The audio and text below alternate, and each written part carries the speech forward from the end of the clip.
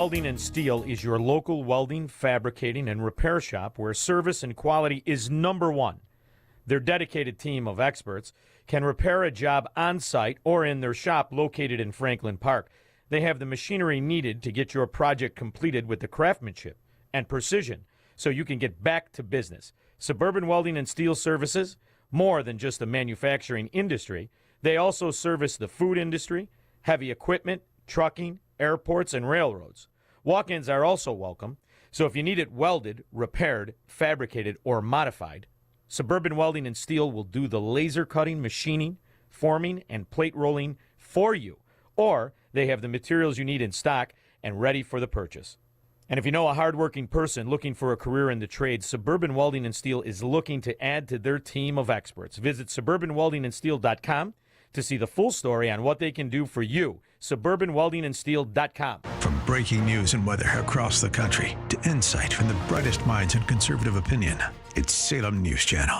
Home to the biggest shows on TV, like Sebastian Gorka, weekdays at 3 p.m. Eastern, followed by Stacey Washington at 5. Join SNC, where facts are sacred, critical thinking is celebrated, and the pursuit of truth is unwavering.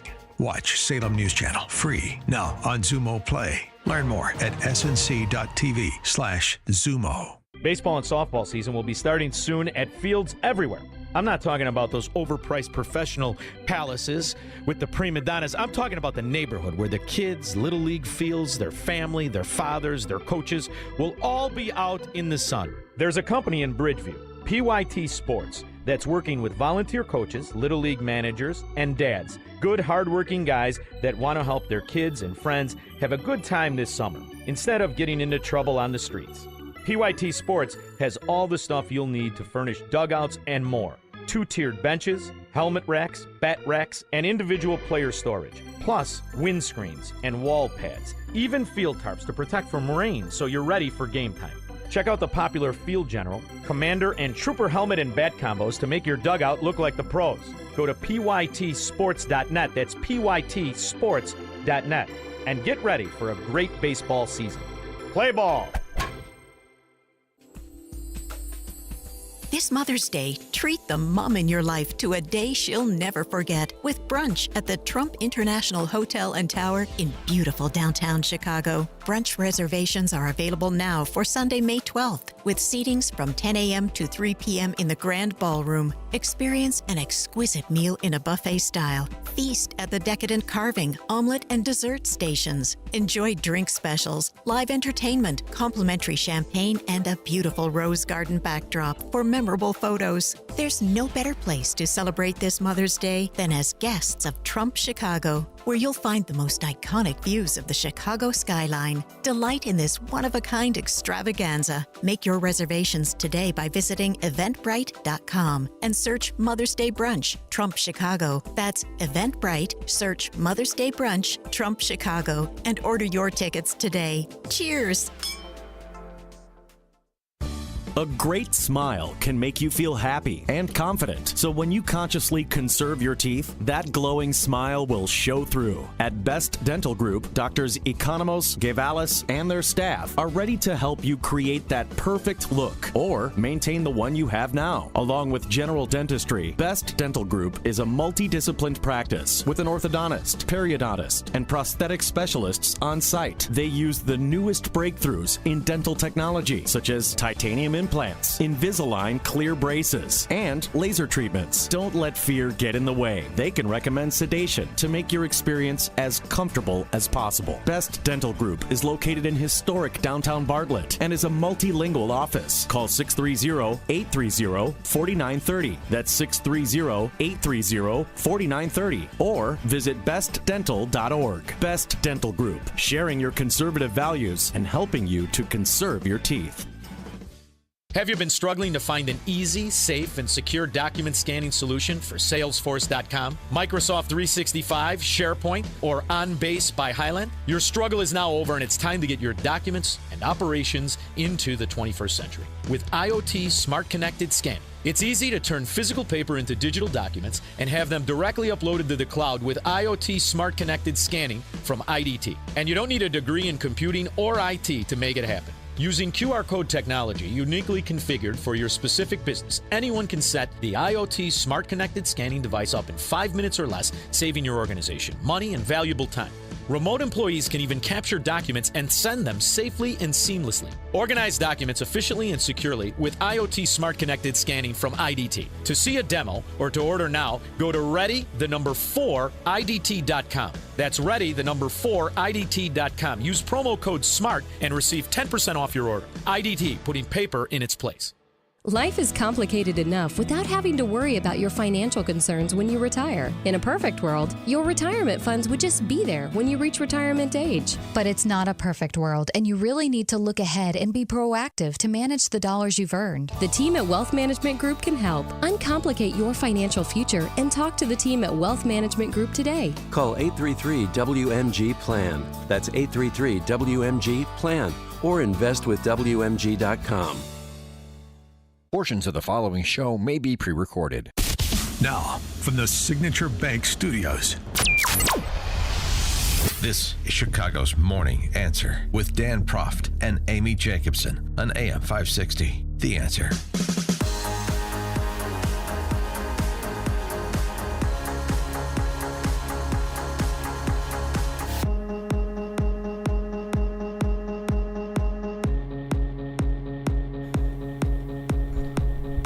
Top of the morning, Dan and Amy. Another riveting Rich Gaitis interview. This time, the get was Dana Kozlov at CBS.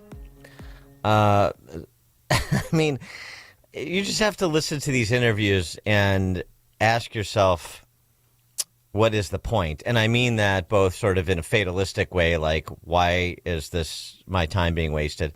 But also in a more nefarious way in terms of, what does this tell me about Chicago politics, about City Hall and Chicago, the Chicago Press Corps, and the relationship between the two? That's, I think, the question you should be asking yourself as you hear these positively anodyne responses from Rich Gaitis to positively predictable, open-ended questions for which no follow-ups will come. Why'd you leave? Oh, God. Why did you leave when you did? Well, ultimately, obviously, I did say yes, but I told him I'd stick around for 1 year. How would you characterize the state of the city today and its leadership compared to the past 3 decades and the prior 3 mayors? In every administration anywhere, you're going to cross that intersection of major challenges. How they handled it, how they responded, how they communicated. Ultimately, it's how everybody will be judged on it. I learned so much. Thank you. Boy, that's the kind of wisdom that only comes with 34 years in City Hall.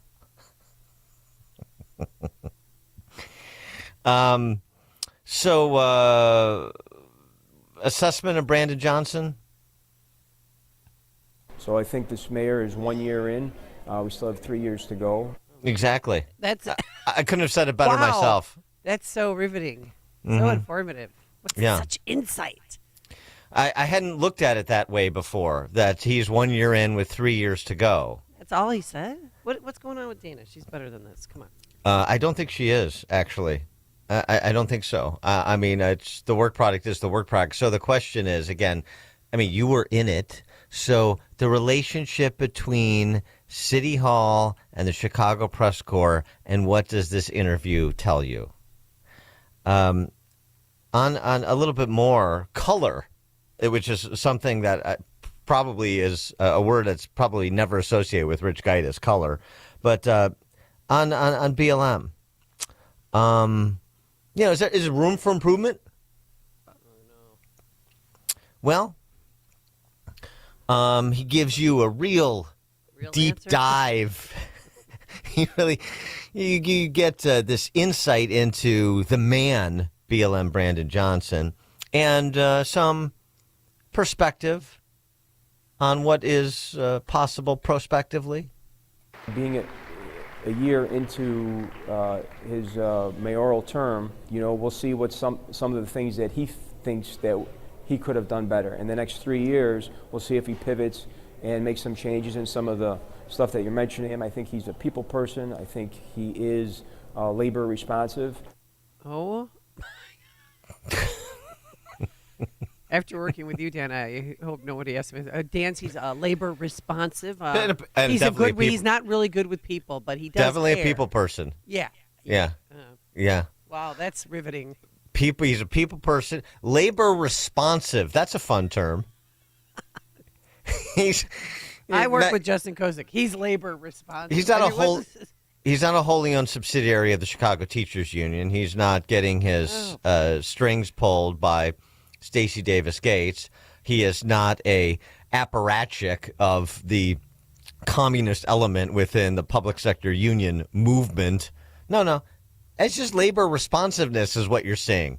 I can't wait to see how labor responsive he is to CTU's 36% over 4-year raise increase, part of the demands they're making for their next contract. I bet he turns out to be just as Gaitis described him, very labor responsive. Labor responsive. You're not a toady. You're labor responsive. I love the additions to the Orwellian dictionary. 312-642-5600, turnkey.pro answer line. 64636DA, turnkey.pro text line. One more. Please tell me there's more. One more philosophical tract from Rich Gaitis. And then maybe we can offer some assessment of what exactly he's doing, if we're going to start from the premise that he's not a complete doofus, which I do not start from that premise. I don't think he's a doofus. So there's something else afoot here. Rich Gaitis on Mayor Brandon Johnson's relationship with the business community. Maybe that's an area for improvement? I think the business community relationship is something that he probably has circled for attention for the next 3 years. That's been circled for attention. You know, the relationship with the business community, that's not something you do in year one. You ease into concern about the economic vitality of the city. That's a year 2, 3 project, I think. Oh, boy. Yeah. So what do you think Gaitis is doing here? First with Marion Ahern at 5 and NBC, now Dana Kozlov at CBS. What do you think is afoot here? So he's doing these interviews to offer this banality. There's got to be something else, isn't there? 312-642-5600, turnkey.pro answer line. You could also text us on our text line 64636. Type in DA, then a quick comment. I mean, there's, as I said with the Marianne Ahern interview, you get the but you don't get the goods. I mean, he's not saying anything, but why is he doing it? Why is he still staying out there in the public eye? And why doesn't Marianne Ahern or Dana Kozlov say, Rich, people person, labor responsive, what the hell are you talking about? So is it your position that you're not going to say anything constructively critical of the Brandon Johnson administration? Are you just a company man here to protect the shield, as it were, to protect City Hall, say it's not that bad? I'm still volunteering with DNC planning and so on and so forth. So what is the point here? Are you trying to calm the tensions or lift the spirits of Chicago? What are you doing? Don't tell me that he's a people person and he's labor responsive. But instead, the reporters sit there dutifully and there's, okay, I have the next question here, and the next question is the business community. Go. It's good that what are both parties doing is the question.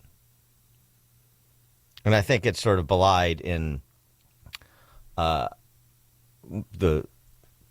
description I just offered, which is to say, Gaitis is using the media to demonstrate that he's a company man, that he's a good soldier, because his new gig is security contracts with the city and the county. He works for a security firm that provides services for the city, the county, but probably the state. I mean, he has an interest. He also wants to send the signal, whatever other relationships he's developed throughout the years in and around government, that he's a good soldier. He's not going to break bad publicly. that everybody at least associated with Gaitis, including Gaitis, will be able to wet their beaks with this mayor. And I'm sure he's going to be busy during August with the DNC here. Well, you mean on the private sector side? Right.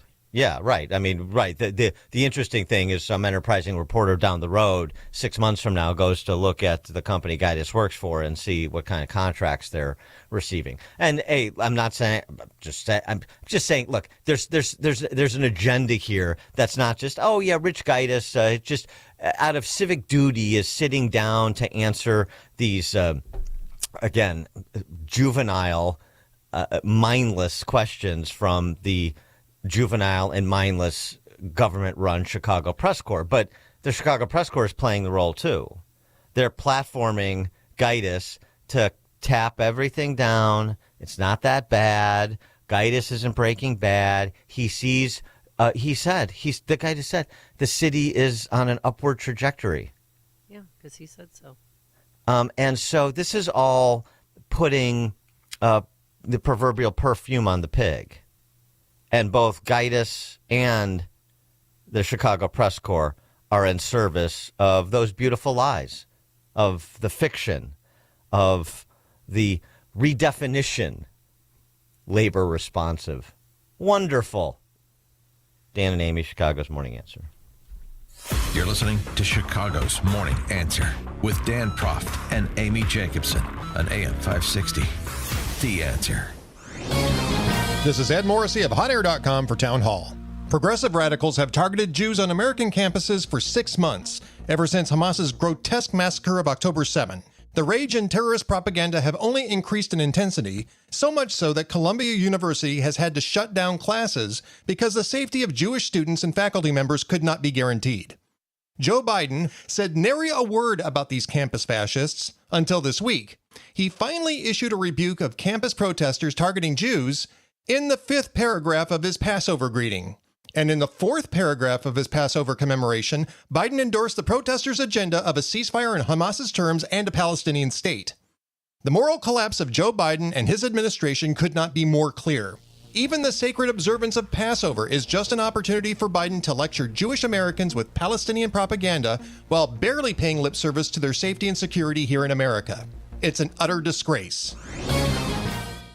A storm is on the horizon, and you need to keep the lights on no matter what. Your business relies on the power being on 24/7. It's the lifeblood of your data and computer systems. Weather-related outages from the power company are not acceptable. Your need for a source of power that's reliable 24/7, along with round-the-clock service that can dispatch technicians to your site immediately, is mission critical. Your business needs Charles Equipment Energy Systems on speed dial. These are the big boys, not residential or solar, but reliable industrial generators for emergency backup or events. When you need more than a 100-foot extension cord plugged into a small engine generator, call Charles Equipment Energy Systems. They keep the lights on with rental generators for job sites or power outages. The storm season is here. Plan ahead. Call now to prepare generators for sudden damage and potential power outages. Call 630-834-6000. That's 630-834-6000 or charlesequipment.com. charlesequipment.com.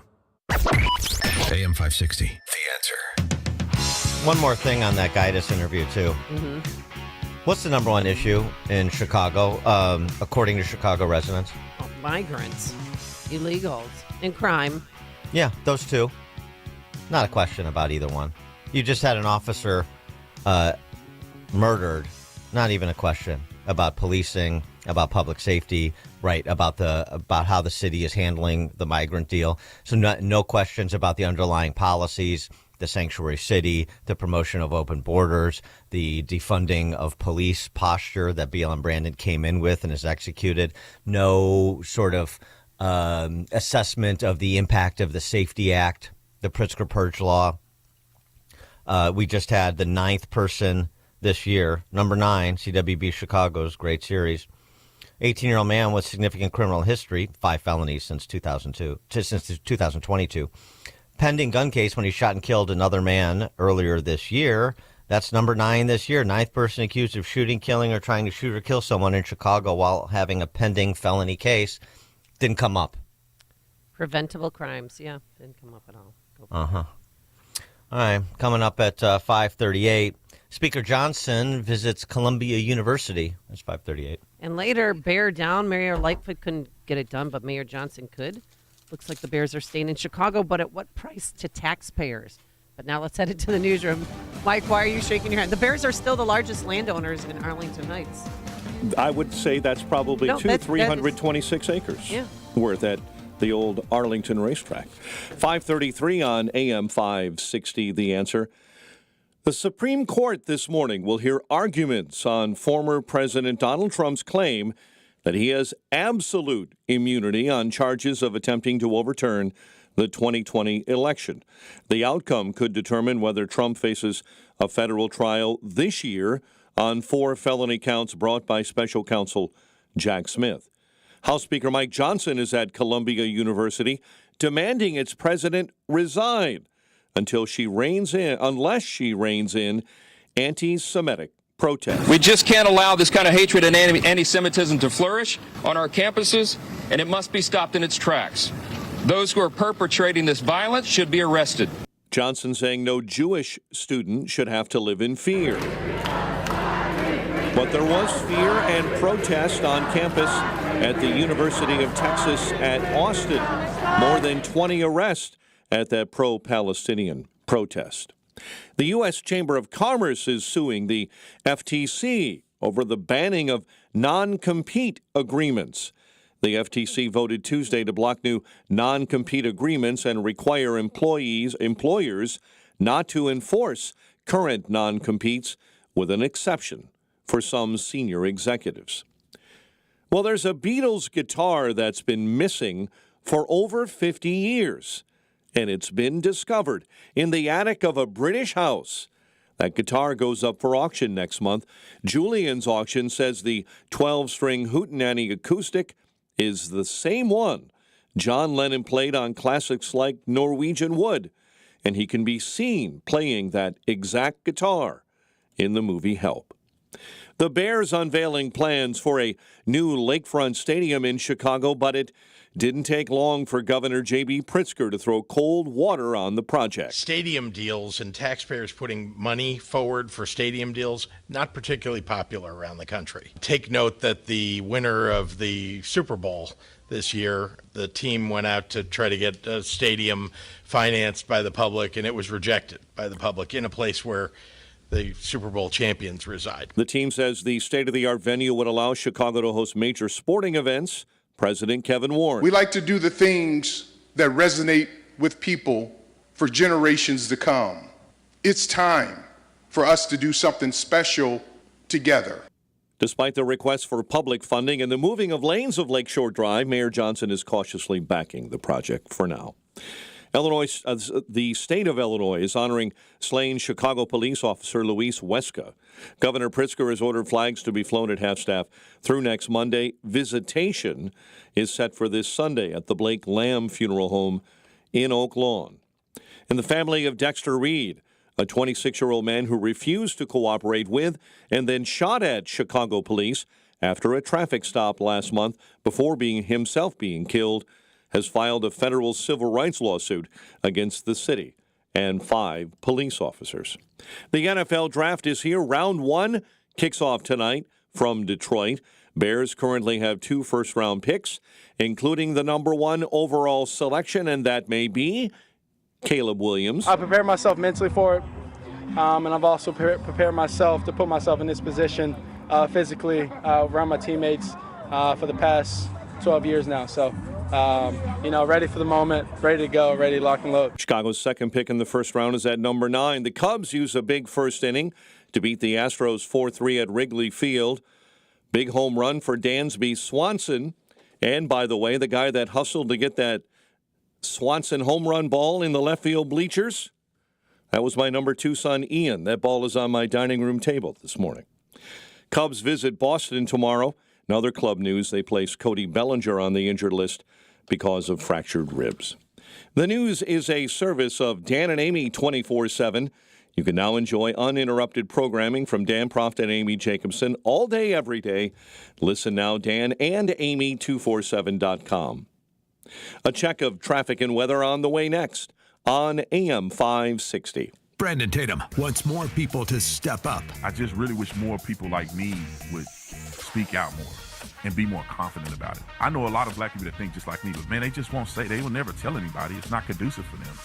But if only more black men knew that other black men agree with them and that they're not isolated and they're alone in their thoughts of saying, something ain't right here. The Officer Tatum Show, weeknights at 8, right before Sean Hannity at 10 on AM 560. The Answer. Can you read this email for me? Of course. Jeez, I wish they could do something for your eyesight. Me too. But you heard what they said. There's nothing we can do. When vision loss can't be corrected with glasses or surgery, and hope seems lost, turn to Spectrios Institute for Low Vision. Spectrios doctors specialize in the treatment of vision loss related to eye diseases, such as macular degeneration, glaucoma, and diabetic retinopathy. There is hope, supported by science with personalized rehabilitation plans, occupational therapies, and access technology at Spectrios. Talk to a patient service manager. They'll walk you through the program. Spectrios takes BCBS and Medicare insurance. They also have grants for qualifying patients and offer a Seeing is Believing children's outreach program. Go to spectrios.org, located in Wheaton in a building that says it all, the House of Hope. That's spectrios.org. Spectrios Institute, the head, heart, and eyes approach to better vision. Remember to keep Spectrios Institute, a 501c, in your estate or legacy planning. Baseball and softball season will be starting soon at fields everywhere. I'm not talking about those overpriced professional palaces with the prima donnas. I'm talking about the neighborhood where the kids, Little League fields, their family, their fathers, their coaches will all be out in the sun. There's a company in Bridgeview, PYT Sports, that's working with volunteer coaches, Little League managers, and dads. Good, hardworking guys that want to help their kids and friends have a good time this summer instead of getting into trouble on the streets. PYT Sports has all the stuff you'll need to furnish dugouts and more. 2-tiered benches, helmet racks, bat racks, and individual player storage. Plus, windscreens and wall pads. Even field tarps to protect from rain so you're ready for game time. Check out the popular Field General, Commander, and Trooper helmet and bat combos to make your dugout look like the pros. Go to pytsports.net. That's pytsports.net. And get ready for a great baseball season. Play ball! This Mother's Day, treat the mom in your life to a day she'll never forget with brunch at the Trump International Hotel and Tower in beautiful downtown Chicago. Brunch reservations are available now for Sunday, May 12th, with seatings from 10 a.m. to 3 p.m. in the Grand Ballroom. Experience an exquisite meal in a buffet style. Feast at the decadent carving, omelet, and dessert stations. Enjoy drink specials, live entertainment, complimentary champagne, and a beautiful rose garden backdrop for memorable photos. There's no better place to celebrate this Mother's Day than as guests of Trump Chicago, where you'll find the most iconic views of the Chicago skyline. Delight in this one-of-a-kind extravaganza. Make your reservations today by visiting eventbrite.com and search Mother's Day Brunch, Trump Chicago. That's Eventbrite, search Mother's Day Brunch, Trump Chicago, and order your tickets today. Cheers! Don't pay retail for your diamond engagement ring or gift. Come to cleanorigin.com. 541. Let's check the roads. Team Hochberg Traffic Center time. Just a couple of trouble spots. Kennedy inbound jammed up Austin to Montrose. Delays on I-57. The outbound off-ramp to Halstead is shut down due to construction until 6 a.m. Accident cleanup I-90, the Jane Addams westbound on the off-ramp to Randall Road. Traffic a service of the quick delivery service, ground delivery when you need it from safe, licensed professionals. Go to quickdelivery.com now to schedule your delivery. Chicago's Morning Answer with Dan and Amy continues next. Now, your official Chicagoland weather forecast in our reviveyourlawn.com weather center. Sunny to partly cloudy and warmer. A high of 58. Currently 34 at O'Hare, 36 at Midway. Your next news update is at 6. Chicago's Morning Answer continues next on AM 560, The Answer. Now, from the Signature Bank Studios, this is Chicago's Morning Answer with Dan Proft and Amy Jacobson. Only the biggest stories, only the biggest guests, and only the biggest opinions. This is AM 560, The Answer. Top of the morning, Dan and Amy. We're talking about Rich Gaitis, and this is text from the Amish Texter, which provides a neat little segue. Maybe we should thank Rich Gaitis for some new innocuous Marxist Democrat PR language.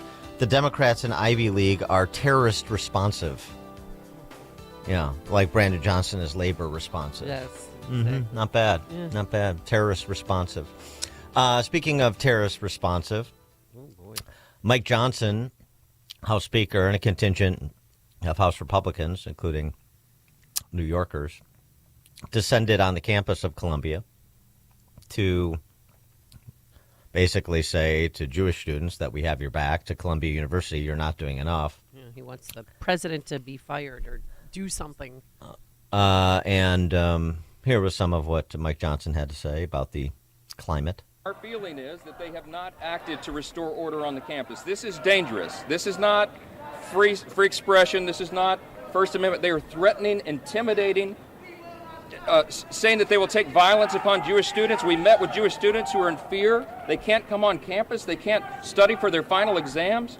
This affects everybody's lives, and it affects the image that we portray to the world. This is not who we are as Americans, and it's time to act like it. So, right, the Columbia president should step down, and he's after he left Columbia, he said he would be on the blower to the big guy, and it's time for the National Guard. My intention is to call President Biden after we leave here and share with him what we have seen with our own two eyes and demand that he take action. There is executive authority that be appropriate. If this is not contained quickly, and if these threats and intimidation are not stopped, there is an appropriate time for the National Guard. We have to bring order to these campuses. We cannot allow this to happen around the country. We are better than this. 312-642-5600, turnkey.pro, answer line 64636. Type in DA, then a quick comment. It's already happening. I mean, University of Texas, they brought sleeping bags and tents. 39 people were arrested. They did not let them set up shop. University of Michigan, Ann Arbor, they have an encampment. USC, or 100 people were arrested. They tried to do the same thing. So it's in every college campus right now. Well, it's in a lot of them.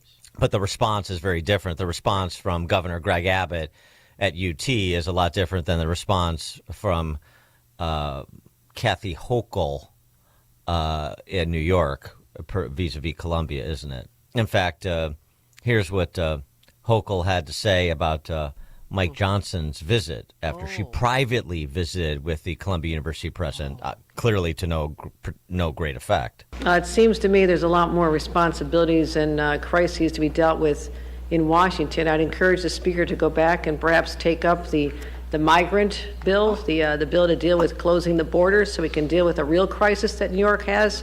So I think politicizing this and bringing the entourage to put a spotlight on this is only adding to the division. Is she blind? I mean, these terrorists, domestic terrorists, they went from shouting "Free, free Palestine" to going after the police and throwing water bottles at them, glass bottles at them, chairs, and they have a new chant. They morphed into this now. NYPD go to hell! NYPD go to hell! NYPD go to hell! NYPD go to hell! You get the idea, but how could she not know what's going on in her own state? Police officers are under attack, and this encampment, they're not cleaning up anytime soon. They said another 48 hours. By the way, it's really something to witness when a proponent of sanctuary cities and open borders tells the conservative House Speaker to go back to Washington to move legislation to close the borders. How is it that New York, remind us again, how is it that New York became a destination for migrants, courtesy of Governors Abbott and DeSantis, Abbott in particular? Because you're proponents of open borders. But okay, sure. Someone else who agrees with Kathy Hochul and took it one step further. Well, of course she did. Brotherly love spice. It's not just a political spectacle. that is exacerbating division in a time when we need to unify around terrorist sympathizers, so they argue. Speaker Johnson yesterday did something worse than that, according to Brotherly Love Spice. Remember, her daughter is on the front lines there. Right. And it is not surprising that he would go out to Columbia University and stir up really more anger and hate and endanger the lives of young people who are at the encampment at Columbia University. Endangering lives. See, he's endangering lives. The police are endangering lives. The people that are not endangering lives are the people that are just in these utopian communes that have been set up where people live in peace and harmony and peacefully protest against genocide. I mean, except when they attack Jewish students. Right, and Jewish people can't go in their encampment. Here's Sweda Soloff. I wanted you to meet her. She's in charge of the Columbia encampment. She spoke to NBC. It's part of our commitment to being in the space, keeping it nonviolent, free of harassment, and open to people regardless of any political belief. Yeah, right. And then if somebody comes with a Jewish flag, what do they do to them? Yeah, regardless of political beliefs, but no Jews. Yeah, no Jews. Yeah, we got it. VDH had a good take, as he normally does, on the tribal politics that we're seeing playing out in college campuses. And this cannibalization that's happening among the identitarians, exactly what Thomas Sowell said in that really seminal interview with Peter Robinson to promote his latest book a couple of months ago that I reference intermittently because it's such a powerful exchange that should provoke a lot of consideration, but it doesn't in enough quarters. If the identitarians got everything they wanted, was the question, what would people be doing? What would we be doing? And Thomas Sowell's response is we'd be killing each other. And you're seeing an approximation of that playing out right now. That's identitarian politics. That's the dead end of identitarian politics. VDH last night on Hannity on this very topic. We've never been in this territory. We have 55 million people who were not born in the United States. That's the highest number in our history and the highest percentage. Almost 15% with the latest 10 million. We don't authenticate them. We don't do background checks. We don't even try to integrate and assimilate them. So they are tribal. We say your tribal fides, not your American or your shared residence is what counts. And then we shouldn't forget this diversity, equity, and inclusion. It's really pernicious in two ways. It says that if you're so-called non-white, you can't be discriminatory, you can't be racist, you can't be anti-Semitic, and the world is divided into oppressors and oppressed, and the Israelis and the Jews are oppressive white people, and therefore you get a complete pass to say whatever you want. And the second aspect of it is we don't even have the SAT anymore to go to these elite schools in most cases. And Yale gives 80% A's. The rest of the Ivy League is close behind. These students are not taking rigorous courses. They have plenty of time. They're gut courses. And these universities are intent on racing to the bottom because they're letting in students by their own admission would never have been admitted according to their own standards just 4 or 5 years ago. And now the students are running the university and they determine the grade policy, the types of courses that are offered, and they're in control, and the presidents are terrified of them. Mm-hmm. Again, something that Shelby Steele observed in White Guilt 20 plus years ago in that book, that he observed on campus at Coe College some 50 years ago, and that he wrote about a few years ago as our culture was descending into this identitarian madness, the culture of deference. And that's another aspect of what you're seeing in play. The foundation is identity politics. The onslaught is facilitated by deference. No one has the moral authority to say anybody is wrong. Anybody is coloring outside the lines. Anybody should be restrained from doing anything. And that includes university presidents, and that is perhaps most pronounced on college campuses, which have been completely given over to this identitarian mob mentality. And the streets of urban centers is another good example of it. That's what VDH is talking about. That's what you're seeing. Is that what you want to subsume America? Yeah, it's the Andrew Sullivan formulation from a few years ago. We all live on a college campus now. Oh, that's right. Yeah. We're all a border town now. Well, we're all at war with identitarian mobs to the extent anybody wants to put up resistance now. So it's almost like we're all on a college campus now 2.0. Roger, Southside. Good morning, Dan, Amy. Yeah, it's disheartening. Having children that went through college, it's disheartening to see this, because here's the thing. You know, when I meet somebody as an older gentleman who's just got in college or gotten out of college, even if it's an Ivy League school, I immediately have doubt in them. I have no faith in this generation's ability to actually get anything done, because like I said, like you said, the system has been skewed, especially at these Ivy League or these premier schools. The University of Chicago's, the whole admission program, the who's who, the endowments, we need this percentage of minorities. I mean, it's a joke. It's a joke. At the root of it all, and I stand firmly on this, why is it every failing these universities, the fall people or our elected officials are always women? Are they they're the easy target for these Marxists? Well, I mean, you're talking about university presidents like the Ivy Leagues that have been the Claudine Gays and the Liz McGills and so. I mean, it's not just women, and it's not just women who are to blame here in positions of authority. It's people that are adherents to this identitarianism that I've discussed. That's the commonality.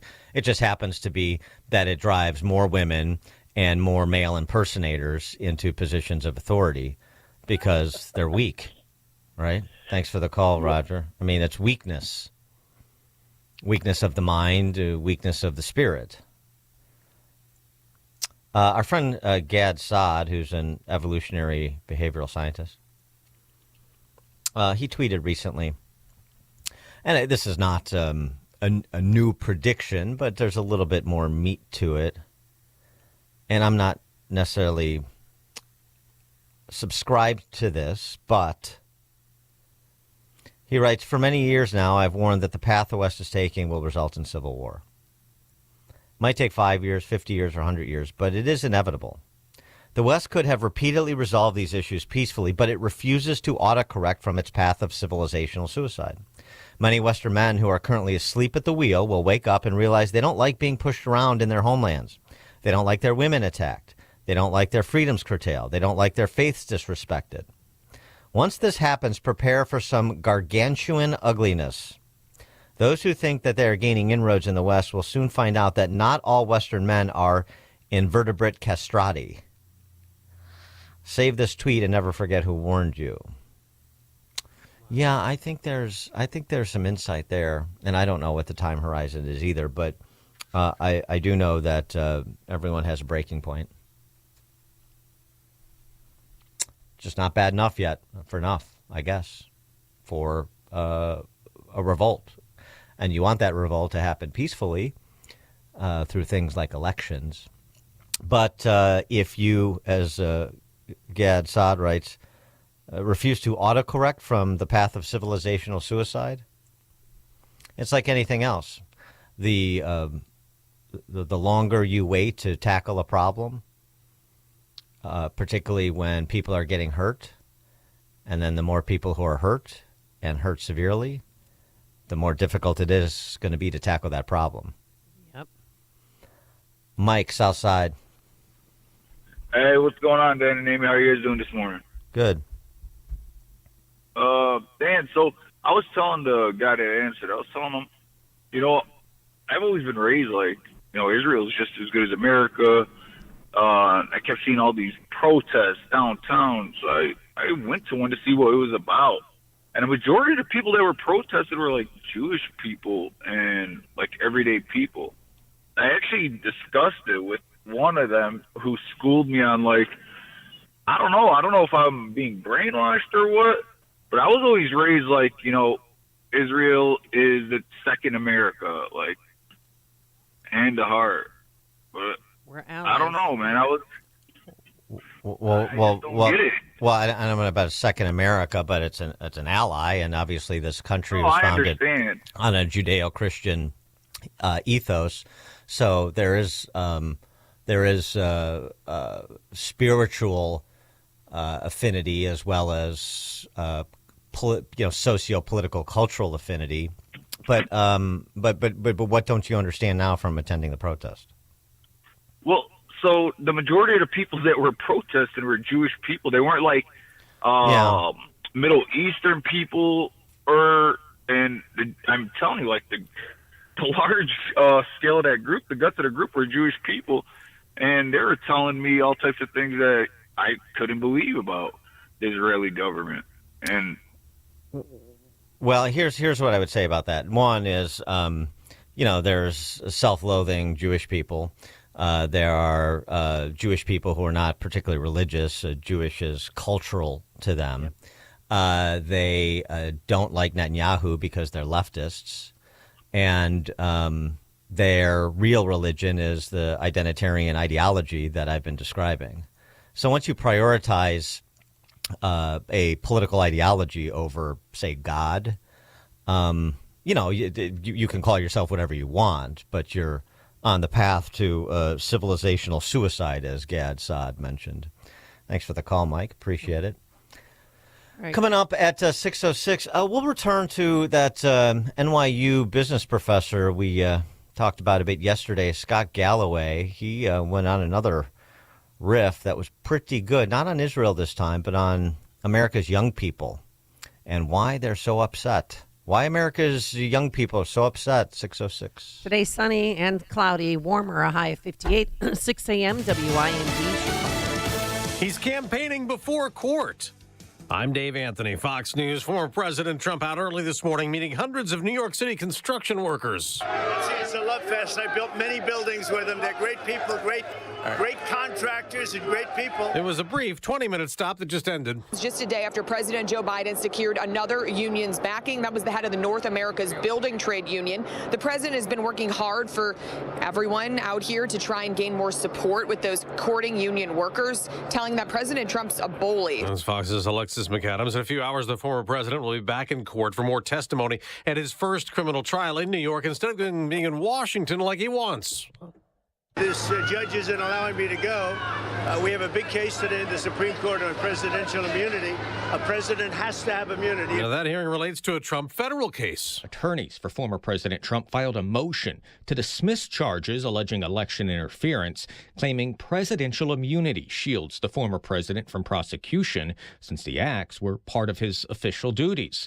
So far, appeals courts have not sided with those claims. Fox's Jared Halpern in Arizona. 18 Trump associates charged, accused in a fake electors scheme trying to block President Biden's 2020 Arizona victory. The anti-Israel protests have spread to colleges nationwide, shutting down Cal Poly in Humboldt, California, and closing USC's campus. Dozens arrested. It's scary. It's frightening. USC alumnus Jared Zellman. Another 50 arrested at the University of Texas as they clashed with police. And in New York City, demonstrators continue venting their anger. Speaker of the House Mike Johnson visited Columbia University, where he noted protesters picked up a major endorsement from Hamas. They called them the future leaders of America. They have screamed at those who bear the Star of David. Johnson's insisting Columbia's president resign for mishandling the protests. America's listening to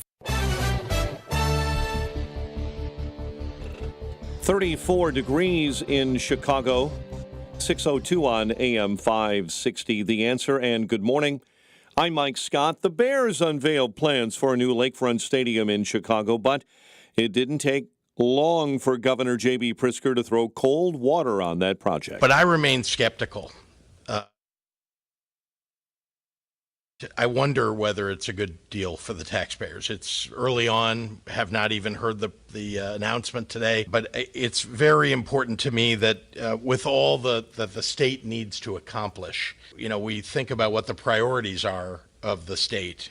The team says the state-of-the-art venue would allow Chicago to host major sporting events. Bears President Kevin Warren's plan so far has the backing of Mayor Brandon Johnson. Chicago will experience the increased tax revenue from this investment, expanded public recreation, stronger economic growth for the entire city of Chicago for generations to come. In other news we're following this morning, the state of Illinois is honoring slain Chicago police officer Luis Weska. The governor has ordered flags to be flown at half-staff. Visitation for Weska takes place Sunday. The family of Dexter Reed, a 26-year-old man who refused to cooperate with, then shot at Chicago police after a traffic stop before being killed himself last month, has filed a federal civil rights lawsuit against the city and 5 police officers. The village of Dalton and Mayor Tiffany Henyard are being sued in federal court by a business owner. And you have people who are willing to put their money where their mouth is. They'll put their sweat and hard labor and their money into a business, all within the parameters of the law, trying to bring in business into the village of Dalton. And because, for whatever reason, the mayor doesn't want it. He was told at the end, nope, mayor wants that property. The attorney for Tyrone Isom Jr. filed suit claiming a business license for a barbershop was denied. Meantime, the mayor, Tiffany Henyard's top aide, Keith Freeman, pleaded not guilty to bankruptcy charges Wednesday. Freeman attorney Josh Herman. And it is something that we will defend not as a political case, but as a bankruptcy case. Freeman is a senior administrator for both the village of Dalton and Thornton Township. He's accused of hiding his Dalton income in bankruptcy proceedings and under-reporting his income by $95,000. NFL draft is finally here. Round 1 in Detroit tonight.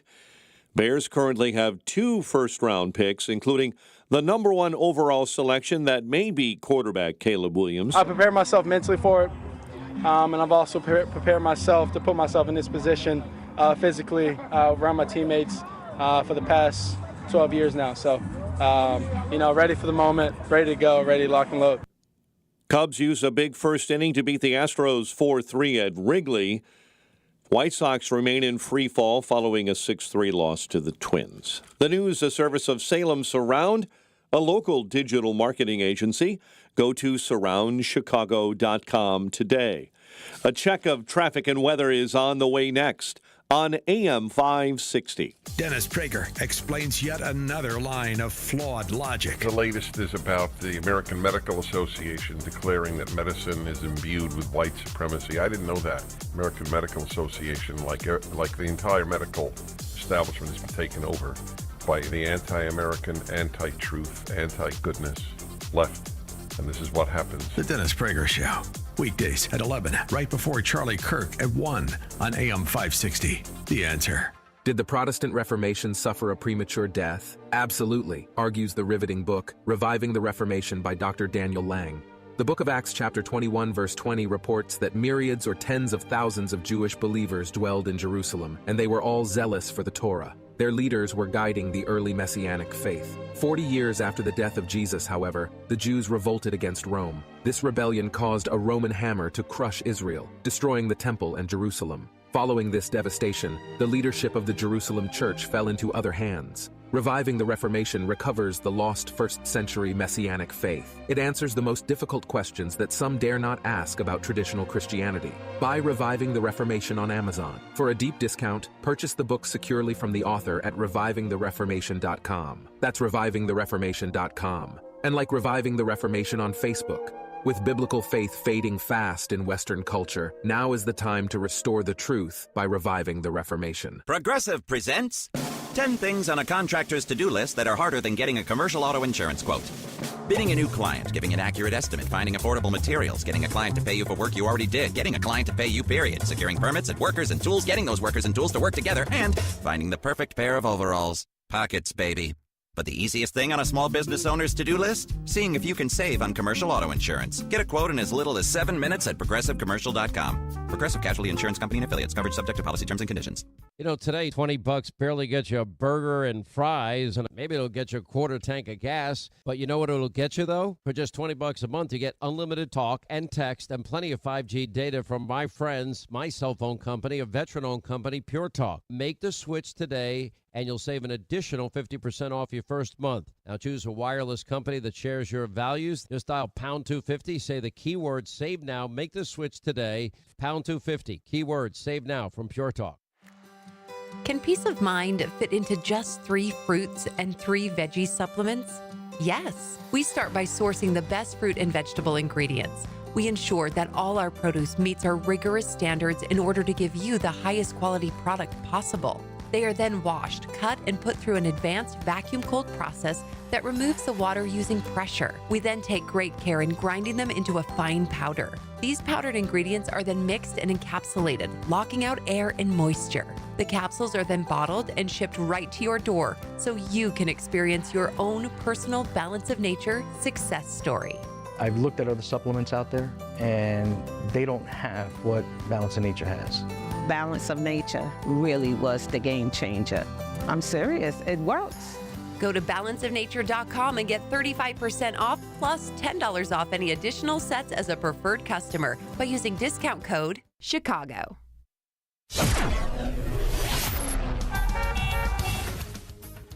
6:08. Let's get an update on the roads. Team Hochberg Traffic Center time is a service of reviveyourlawn.com. Soggy, muddy yard, pooling water, neighbor drainage runoff. It's a constant battle. Get Revive Your Lawn on the scene and request your free drainage system consultation at reviveyourlawn.com. Outbound Eden's reported accident between Dempster and Church.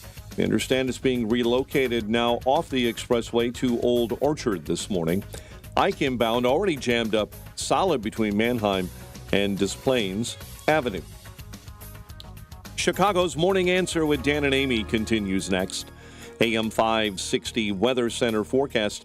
In our reviveyourlawn.com Weather Center, here's Steve Williams. A little bit warmer today, sunny to partly cloudy. Pollen levels will be high. Our high today 58. Partly cloudy tonight, low 43. Clouds and breezy tomorrow. A couple of afternoon showers and a thunderstorm. The high at 62. I'm Steve Williams on AM 560. The Answer. 29 in Aurora, 28 in Waukegan, 31 in Lansing, 34 officially at O'Hare. Your next news update, 6:30. Chicago's Morning Answer continues next on AM 560, The Answer. Now, from the Signature Bank Studios,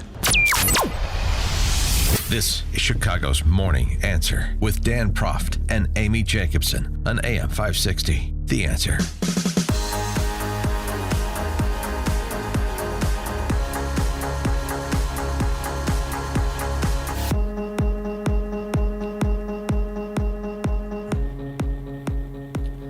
Top of the morning, Dan and Amy. Why are young people so upset?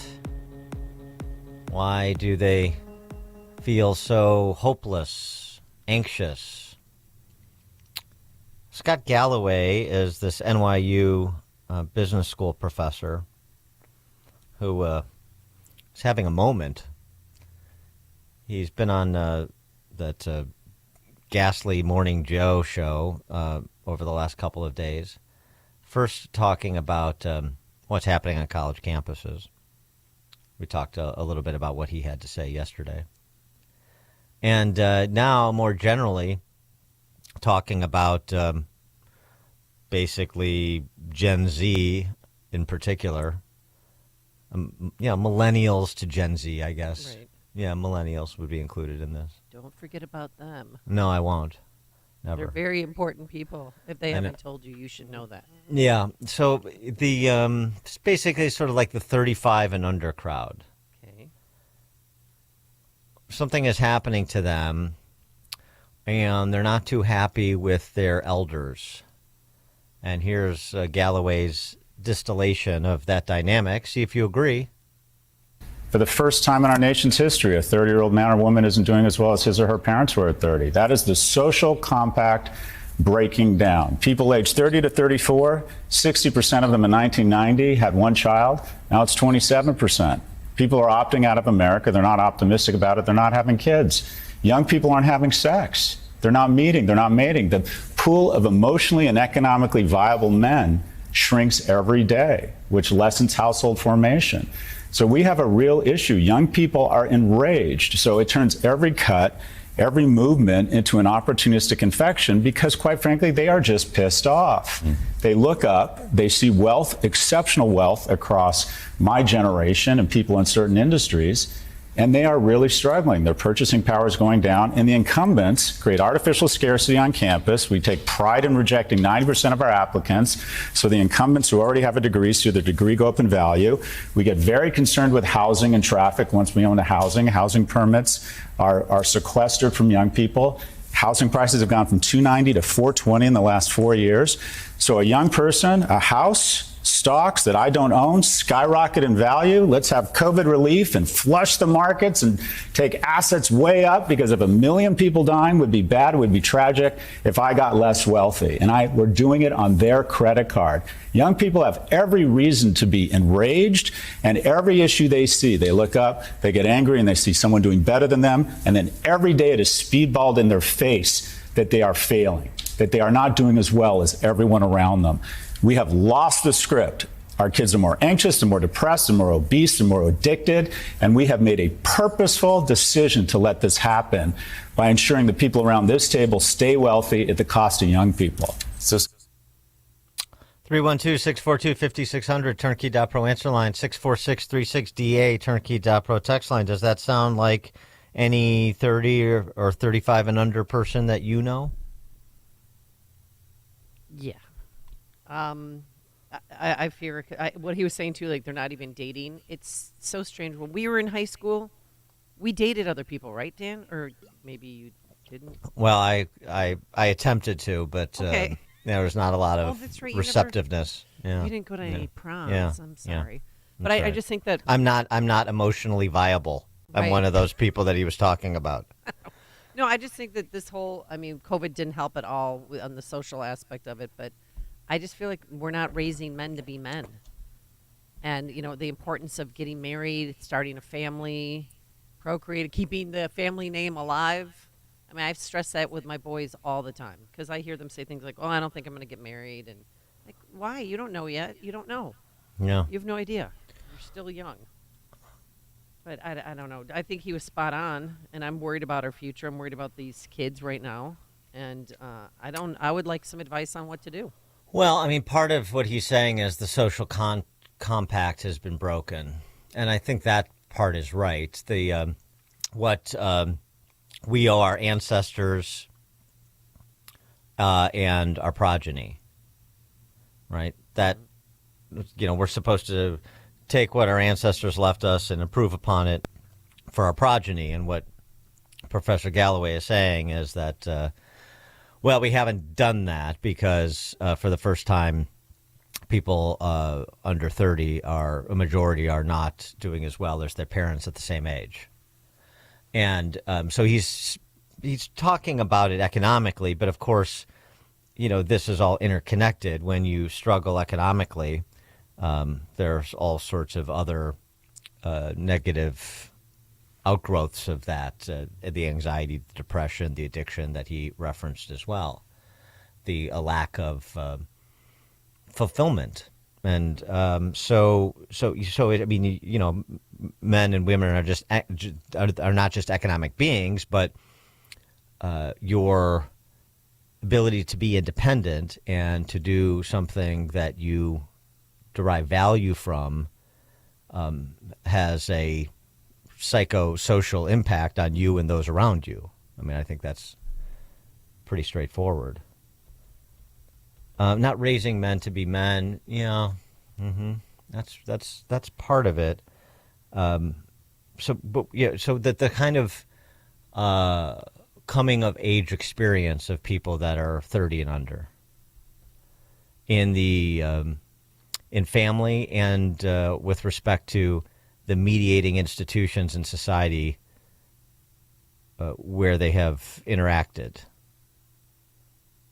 What about that? Does that have something to do with it? I mean, it's too easy to just, the purchasing power, Biden inflation, the COVID lockdowns. Yes. They're all contributing factors, but what's sort of the fundamental issue? Well, if you're looking for a fundamental issue, you go to fundamental institutions, family, faith, and the mediating institutions in society, like schools, sports, social organizations.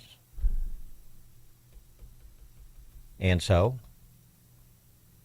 what's the assessment of 30 and under's interaction in those environments? 312-642-5600, turnkey.pro answer line. Ron, Southside. Dan and Amy, I don't get it.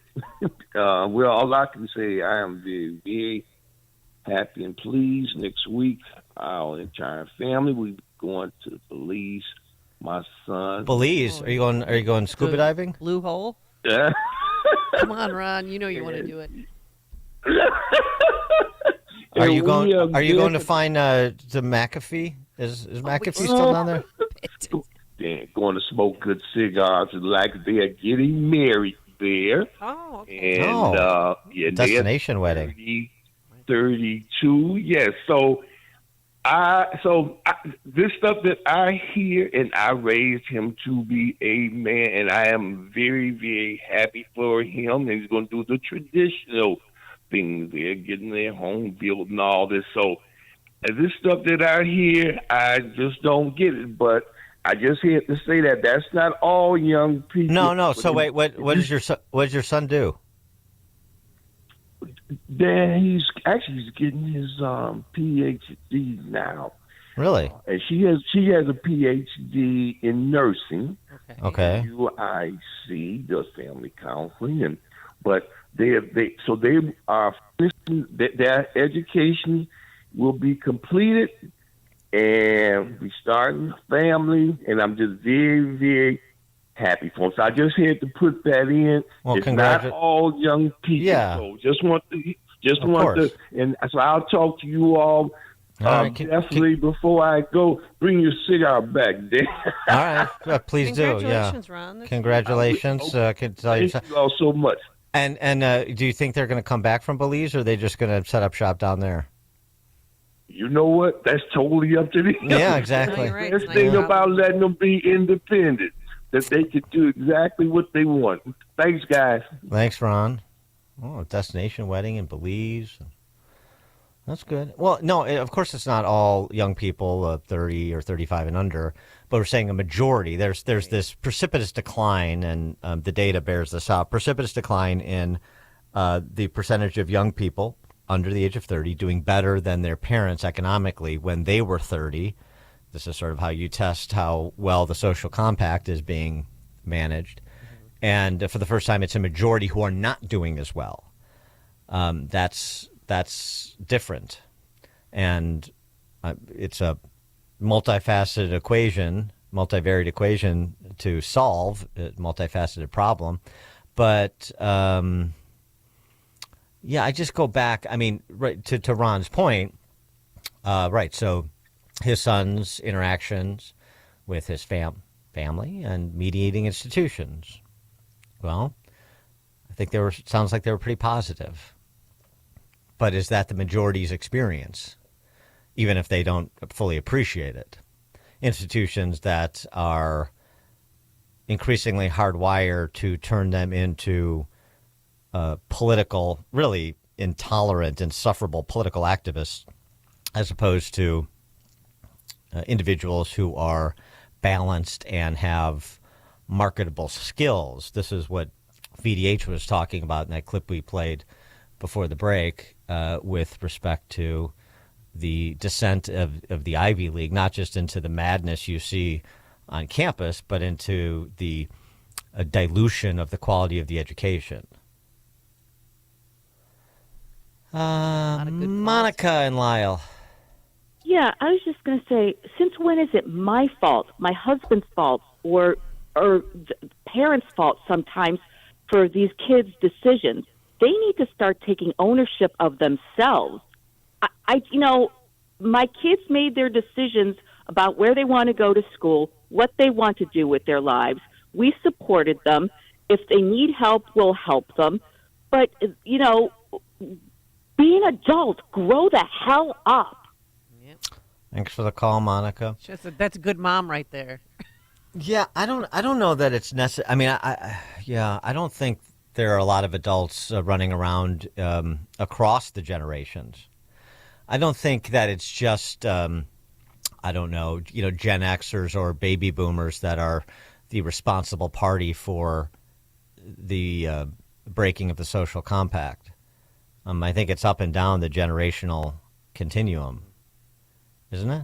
I mean, I think I've said this before, referenced it before, and I'm not the only one, that the great Roman historian Livy's observation predicting essentially the end of the Roman Republic a decade before it actually happened, that Roman society had gotten to a point where people could no longer tolerate their vices nor their cures. So I think that's where we're generally at. We cannot tolerate our vices, the profligate spending, living beyond our means, and imposing those costs on subsequent generations. And that started with the World War II generation, but it really escalated exponentially with the baby boomers. So, this has been going on for some time, but now that's just created a culture where everybody wants to live off everybody else. Cannot tolerate our vices nor the cures to those vices. And so we're in this stasis, really, where we just allow the vices to drive the culture because we can't see our way fit to make the sort of substantial changes that are required to mute the impact of those vices. And that's not specific to 30 and under. Michael in Arlington Heights. Morning, Dan and Amy. Morning. I work for a Fortune 10 company. I'm coming up on 30 years. I had to work my way up. I started with $17,000 a year and 1 week vacation. Now everybody that's coming on board, our company had to change their policy, so all the new people had to get all their vacation up front, start, almost all the way up in the pay scale. I blame this on the everybody gets a trophy. Nobody wants to work hard anymore. Nobody wants to work to get their golden ring. Thanks for the call, Michael. That's true. Yeah, well, but again, the entitlement mentality, that's something that is unique to millennials or Gen Z, is it? Yeah, everybody. Yeah, depends on the person. I mean, look at Illinois up and down the age demographics. We bought into the idea of being bribed with our own money. Pennies on the dollar, by the way, for most of us, for productive people. But we completely bought into the kleptocrats culture. The millennials and the Gen Z didn't do that to Illinois. It happened well before they were impactful. Thomas Sowell, mentioned him before, mentioned him again. I like to reference, people that are smarter than me. There's not that many. Thomas Sowell is one of them. Oh, I thought that would draw a guffaw, a moan. Oh. Thomas Sowell on this. And so here's maybe where the older folks have failed. So I go back, family, meeting, and institutions.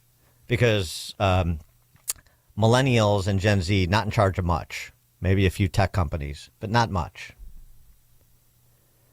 Thomas Sowell wrote, "We are born into this world poor and ignorant and with thoroughly selfish and barbaric impulses. Those of us who turn out any other way do so largely through the efforts of others, who civilized us before we got big enough to do too much damage to the world or ourselves. But for these efforts, we might well be on welfare or in the penitentiary. We owe gratitude for those efforts, not guilt for those who didn't get them. We certainly cannot make it up to those without values by easing standards and letting them become a burden and a threat to others. That is buying a good conscience or a good image with an IOU to be paid by somebody else. Those who want to share their good fortune can share the sources of that good fortune, the skills, values, and discipline that mean productivity. Those who want to ease their burden of guilt should seek professional help at their own expense, not make policy at everyone else's expense. Yeah. That's the stuff right there. As usual, Thomas Sowell bringing the stuff. Bringing the heat. Mike and Dixon. Yeah, you know what? Why should it be any different when these younger people can have their cake and eat it too? And I'm talking especially about the guys. They can still have sex. They can, without commitment. They can still live in mom and dad's basement without having to really pay anything. So, it works both ways too, because the parents are accommodating them for this lifestyle, and there's no commitment. It's just lazy, do what you want, and that's what I think a lot of it is. Well, I agree, and I Thanks, tell you, Mike. I blame Obamacare on this. Until everything was fine, people would be motivated to get out of the house because you're off your parents' insurance when you graduate from college, and then they extended it to 26, and I think that's where laziness set in. Like, oh, I don't have to get a job because I can just have my parents take care of me under their insurance. Yeah, I mean, there's a lot of infantilization that's at the hands of government that's happened. That's a good example of it. But the where are the parents? It's like where are the parents of these rabid, anti-Semitic, bigoted, ignorant protesters at Columbia, at Yale, at NYU?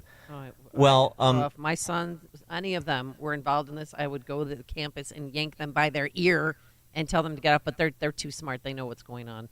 Well. So where are the parents, right? So the culture of deference is not just propagated by university presidents or Fortune 500 CEOs. It's also there's contributions made by parents too. Defer. I don't have the moral authority to lay down the law with my kids, particularly my, adult kids at an Ivy League school. There's a lot of that too. Don't kid yourself. Tom and Oswego. Hey, good morning, Dan and Amy. I've got 3 adult children, and I think some of the issues are breakdown of the family. And Dan, like you said, the parents are afraid to discipline their children. My children grew up with a discipline. I didn't have to spank them or hit them, but there was consistency in the discipline. The other thing that I've noticed with the rise in anxiety levels among children, even adults, is the technology. And I'm not blaming it all, but it has something to do with it. I see kids and adults on their phones constantly. And any change, economic change, any social change, it can happen in a heartbeat. So they can wake up in the morning feeling good. It's a nice day. I got a raise. And then 10 minutes later, they look on the news and say that somebody raised my taxes. Now I'm going to lose my increase. And they start feeling bad. And this up and down all day is exhausting on the mind. And I think that it's wearing the kids down. There's lack of leadership in our government. There always has been, but now it's visible. It's in their face every day. And they just don't, trust or respect adults anymore to make good decisions to help them get better. It's a lot of issues going on all at once. But to me, it starts with the family. When the kids are young, discipline, consistency, of course, love in the family, and teaching, not just discipline. You have to also teach them what they're doing wrong and then how to correct it. And as they get older, they'll learn those skills. They'll learn how to overcome adversity. And when they get knocked down, they get back up. My kids, I'm blessed. They do that. And hopefully that's what we need to start doing with the kids these days. Thanks That's my speech. Thanks for the call, Tom. Appreciate it. Good speech. Coming up at 6:36, we'll talk to our friend Roger Kimball, editor of the New Criterion, about the Trump trials. That's 6:36. And he made a campaign stop on the way to court this morning. It was awesome. But now let's head into the newsroom. Here's Mike Scott. 6:32, new polling shows President Biden and former President Donald Trump currently in a dead heat in the upcoming presidential race. Quinnipiac University's latest national poll found registered voters evenly split in their choice for president in 2024, 46% supporting President Biden, 46% supporting former President Trump. House Speaker Mike Johnson at Columbia University yesterday demanding its president resign unless she reins in anti-Semitic protests. We just can't allow this kind of hatred and anti-Semitism to flourish on our campuses, and it must be stopped in its tracks. Those who are perpetrating this violence should be arrested. The number of arrests on the campus of University of Texas, Austin is growing as police crack down on protests there. Ohio will allow breastfeeding mothers to be excused from jury duty. The law says if a prospective juror can provide documentation to the judge that they're currently breastfeeding their 1-year-old or younger child, they can be excused. Bears unveil plans for a new lakefront stadium in Chicago, but it didn't take very long for Governor J.B. Pritzker to throw cold water on that project. But I remain skeptical about this proposal, and I wonder whether it's a good deal for the taxpayers. It's early on, have not even heard the announcement today, but it's very important to me that with all that the state needs to accomplish, we think about what the priorities are of the state. Despite the request for public funding and the moving of the lanes of Lakeshore Drive, Mayor Johnson is cautiously backing the project. An Orland Park man is charged in a deadly shooting over the weekend in Oak Forest. Omar Zigar faces charges of aggravated unlawful use of a weapon and a revoked firearm owner's identification card. And the Cook County State's Attorney's Office could bring further charges against Zigar. And a Northwest Indiana prison guard is accused of smuggling contraband into a facility in exchange for $3,000. Ashley Watson is charged with bribery. A band's smartwatch tipped co-workers. Investigators searched that watch and noticed that Watson received $2,000 from an inmate's mother on a Cash App. Her next court date is June 7. NFL draft is finally here. Round 1 kicks off from Detroit tonight. Bears currently have 2 first-round picks. Cubs used a big first inning to beat the Houston Astros 4-3 at Wrigley Field. In other club news, Cody Bellinger placed on the injured list because of fractured ribs. White Sox lost to the Twins 6-3. The news is a service of Rasmussen University. They offer 50-plus programs from health sciences to business to nursing, online and on campus. Learn more at rasmussen.edu. A check of traffic and weather on the way next on AM 560. Charlie Kirk sees another reach from the White House. The Biden administration is proposing a sweeping initiative to slash student debt for nearly 30 million Americans. The proposal marks a major new White House effort to appeal to progressive and younger voters. What is this actually what Joe Biden is doing? This is naked bribery. The Charlie Kirk Show. Afternoons at 1, right before Sebastian Gorka at 3 on AM 560. The Answer. Hi, my name is Ryan Bourne. And I'm Danica Bourne. And we're the owners of South Coast Tax. We started our company 10 years ago in an effort to help our fellow Christians experiencing tax issues resolve their matters by taking a simple 3-step approach. South Coast Tax are Christian-based tax accountants and attorneys that specialize in releasing bank levies, wage garnishments, and filing complex tax returns. We are the leaders in acceptance of offers and compromise with awesome results. We're also a small firm who will treat you like family, not just a number.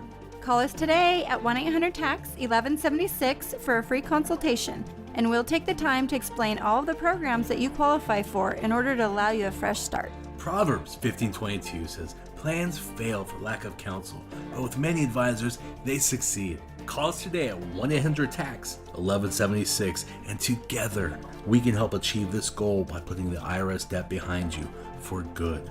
Again, that number is 1-800-TAX-1176. Wesley Financial Group is not a law firm. Everyone knows the old saying, nothing lasts forever. Well, whoever said that obviously never bought a timeshare. Not only do your maintenance fees and assessment fees go on forever, they go up forever. I'm Chuck McDowell, founder of Wesley Financial Group. Over 10 years ago, I was a timeshare salesman. But once I saw the dark side of the business, I quit. I started helping folks get out of their timeshares. Since then, we've helped over 30,000 families by getting them out of bad timeshares. If your timeshare agreement goes on forever, if you were told timeshares are a great investment, or your maintenance fees will never go up, you have questions, we have the answers. Give us a call. I guarantee if we take you as a client, we'll get you out of your timeshare or you'll pay nothing. Call Wesley now for your free information kit. 800-839-8484. That's 800-839-8484. 800-839-8484. This is Ed Morrissey of HotAir.com for Town Hall. Progressive radicals have targeted Jews on American campuses for 6 months, ever since Hamas's grotesque massacre of October 7. The rage and terrorist propaganda have only increased in intensity, so much so that Columbia University has had to shut down classes because the safety of Jewish students and faculty members could not be guaranteed. Joe Biden said nary a word about these campus fascists until this week. He finally issued a rebuke of campus protesters targeting Jews in the 5th paragraph of his Passover greeting. And in the 4th paragraph of his Passover commemoration, Biden endorsed the protesters' agenda of a ceasefire in Hamas's terms and a Palestinian state. The moral collapse of Joe Biden and his administration could not be more clear. Even the sacred observance of Passover is just an opportunity for Biden to lecture Jewish Americans with Palestinian propaganda while barely paying lip service to their safety and security here in America. It's an utter disgrace. Don't pay retail for your diamond engagement ring or gift. Come to cleanorigin.com. 6:39. Team Hochberg Traffic Center time. Inbound Eden's jam solid, beginning at Cicero all the way into the junction 31 in from Lake Cook Road. The Kennedy, 55 minutes O'Hare into the Burns Circle interchange. Dan Ryan Express lanes inbound jam up at 43rd already. Outbound I-57, a right lane is blocked with a vehicle fire at 123rd. Chicago's Morning Answer with Dan and Amy continues next. AM 560 Weather Center forecast. In our ReviveYourLawn.com Weather Center, sunny to partly cloudy today and warmer, high 58. Currently, mostly cloudy officially at O'Hare and 36. Your next news update is at 7. Chicago's Morning Answer continues next on AM 560, The Answer. Now, from the Signature Bank Studios, this is Chicago's Morning Answer with Dan Proft and Amy Jacobson. If you're looking for the latest news, insight into what it means, and the sharpest opinion, there's only one station in Chicago where you can turn, and it's this one. We're AM 560, The Answer.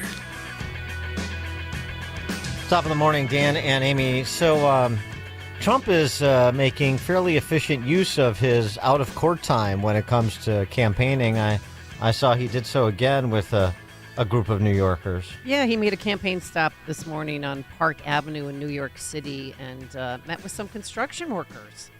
And I loved it. You know, it was just an impromptu thing to do. And this is what you've suggested all along, like campaign before, campaign after the trial.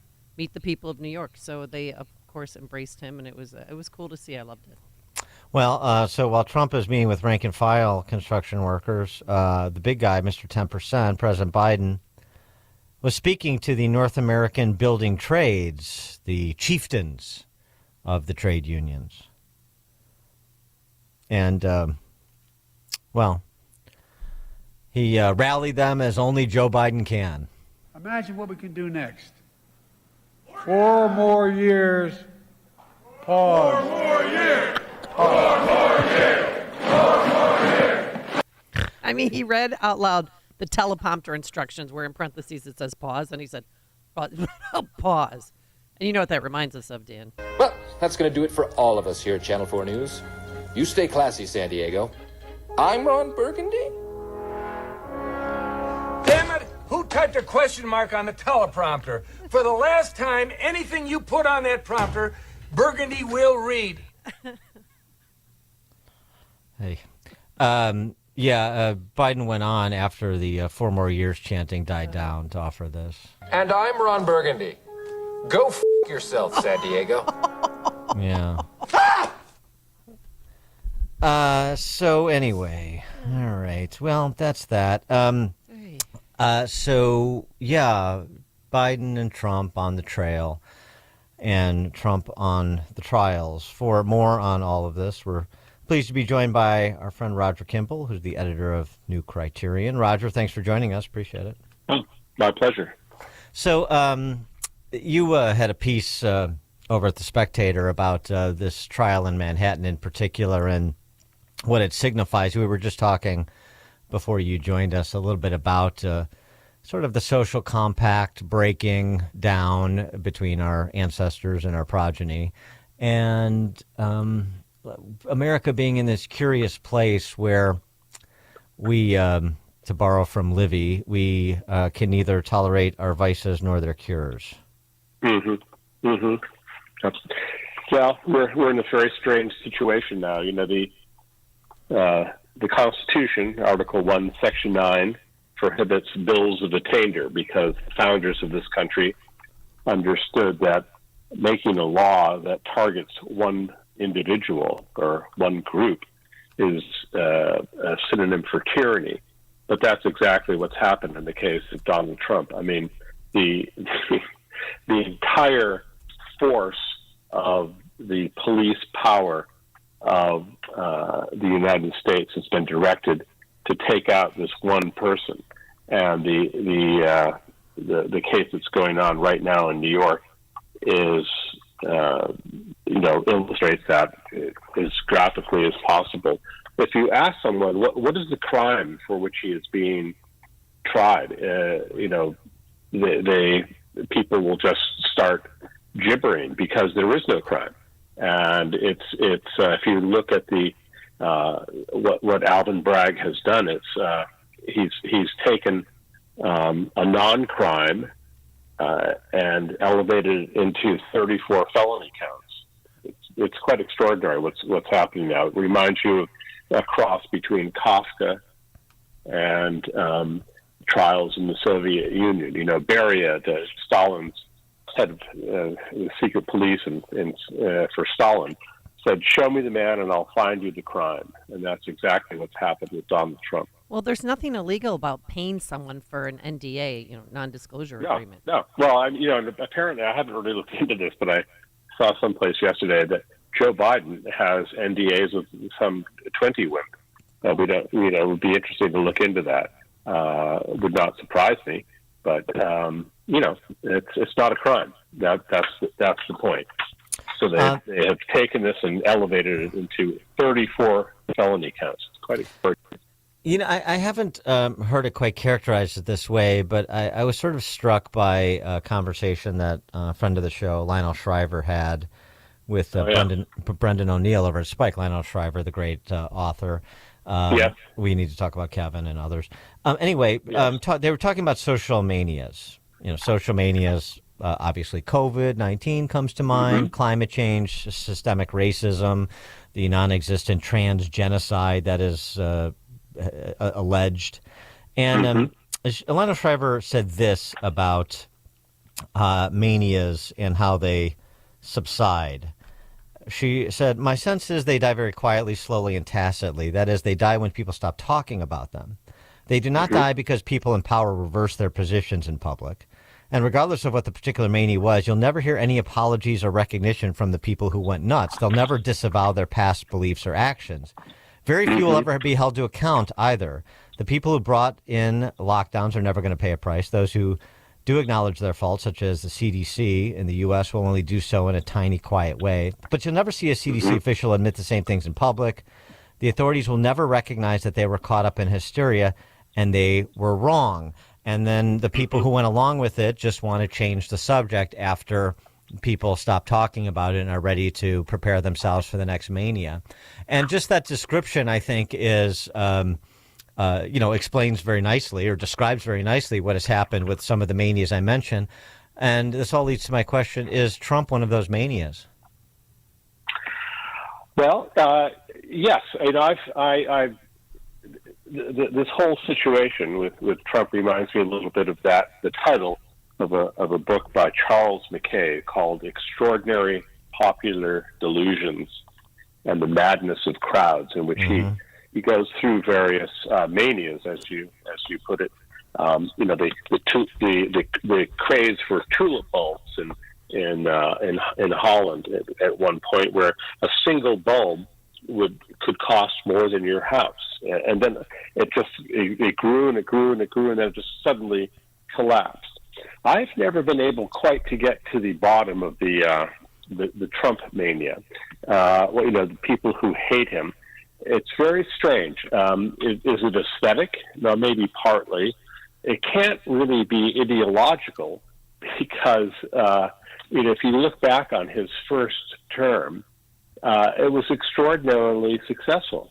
I think of some of my friends or former friends who are on the never Trump right, and I want to ask them, well, what is it that you dislike about what he's done? Is it the fact that he made the country energy independent, that he had a sealed southern border, that he was able to get through a massive tax cut that increased tax receipts by 48% and helped 65% of taxpayers by paying lower taxes? Is it the fact that he was the best friend Israel's ever had, that he moved our embassy in Israel to Jerusalem when people told him it couldn't be done? The list goes on and on and on. What he did for the regulatory environment and so on. All these are all things that mainstream conservatives should like. So, what is it that they hate about him? I don't really have the answer, but I think it is irrational. And then you go on to the left. Why does the left hate him the way they do? They love Donald Trump until he came down the escalator in 2016 to announce his candidacy. Then they just couldn't abide him. It has something to do, I believe, with the strange alchemy of our political life, where people keep talking about our democracy. We have to say our democracy and so on.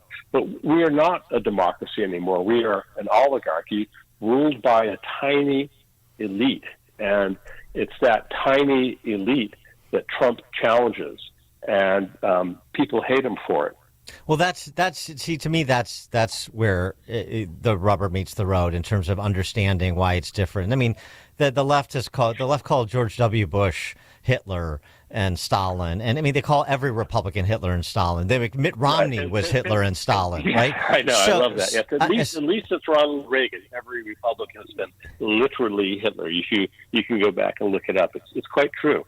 Yeah, but here's the difference. Trump is special. Yeah. Yeah, but the difference is, and this is where I think the over the top animus comes from, and the mania really.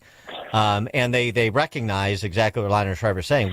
There's no such thing as being over the top. We can hyperbolize this beyond all recognition, because we'll never have a price to pay for it, whether we're in the justice system or we're in the public health sphere or the corporate America. We'll never ever pay a price. So let's make him as toxic as possible, because the one crime that Trump has committed, and I would keep talking about this, he will not defer. And they're used to Republicans. They're accustomed to Republicans like a Romney or a W for the most part, the country club set, the compassionate conservative set that will defer to them once challenged, that you're supposed to back down. You're supposed to do bipartisan deals with Chuck Schumer. You're supposed to facilitate a slower advance of our flag. We understand you have to slow it down to keep up appearances, but as long as you're still advancing our flag, even if it's at a slower pace than we would, that's what you're supposed to do as a Republican. And Trump comes over the top, and he comes really over the top. He'll punch down sometimes when he shouldn't, but everything is, you challenge me and I will challenge you 100 times over. And that's what they're not used to. That's what they can't abide. Yeah, no, you're absolutely right. It's, what is the crime that Trump committed? It's having been elected. and challenging this consensus. You know, we don't. You're quite right to mention, you know, Romney and Bush and so on. We don't live in a two-party system. We live in a 1.5-party system. So the regime party is the left-wing Democratic Party. It's not, you know, it's not the Democrats of old. It is a new compact that's represented by people like Chuck Schumer, by Adam Schiff, Nancy Pelosi. It's very left-wing, and they control the government. Washington is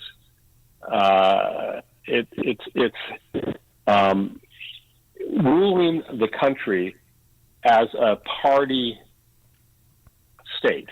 So what I mean is that if we're going to take the country back, we are going to have to downgrade the place of Washington in the metabolism of our political life.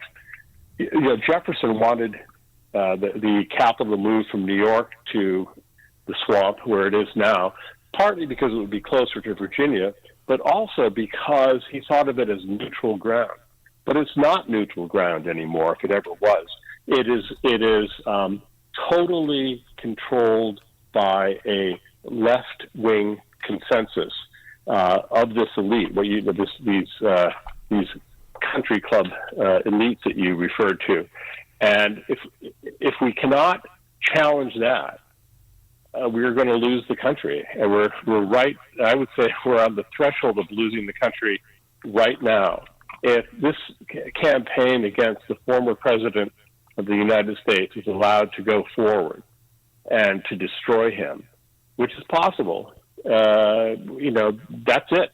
You know, it will be, Christopher Wray's FBI dawn raids against people who are, dissident school board members or pro-life activists or people who have the wrong opinions. You know, I mean, what happened to this eminent lawyer and constitutional scholar, John Eastman? What is his tort? Well, he gave legal advice to Donald Trump. He said, if you want to challenge the 2020 election, here are several different ways in which you could do it. He, as a lawyer, gave the best advice he could to Donald Trump about possible responses to the 2020 election and Trump's apparent defeat. For that, he's just been disbarred. He may be indicted. His banks, the companies with which he did his business as a lawyer, they have just canceled his account. So he now has to find other banks. It's really quite extraordinary the way the regime will pick individuals that dissent from the ruling consensus and destroy them. There's no question. By the way, Eastman has been indicted. He was indicted in Arizona yesterday. Oh, was he? Okay. Yeah. Yesterday? Oh, really? Okay. Yeah. Okay. And by the way, Eastman's account at USAA too, for the military, right? Oh, is that right? Okay. His account. I mean, you mentioned his banking account being. The USAA that serves veterans. Yeah. Right. Well, you know, it's as I'm fond of saying, things are always worse than they seem. I mean, yes, indeed. Roger Kimball, editor, New Criterion. Thanks so much for joining us as always. Appreciate it, Roger. My pleasure. Bye-bye. And he joined us on our turnkey.pro answer line. It's news, opinion, insight. This is Chicago's Morning Answer on AM 560.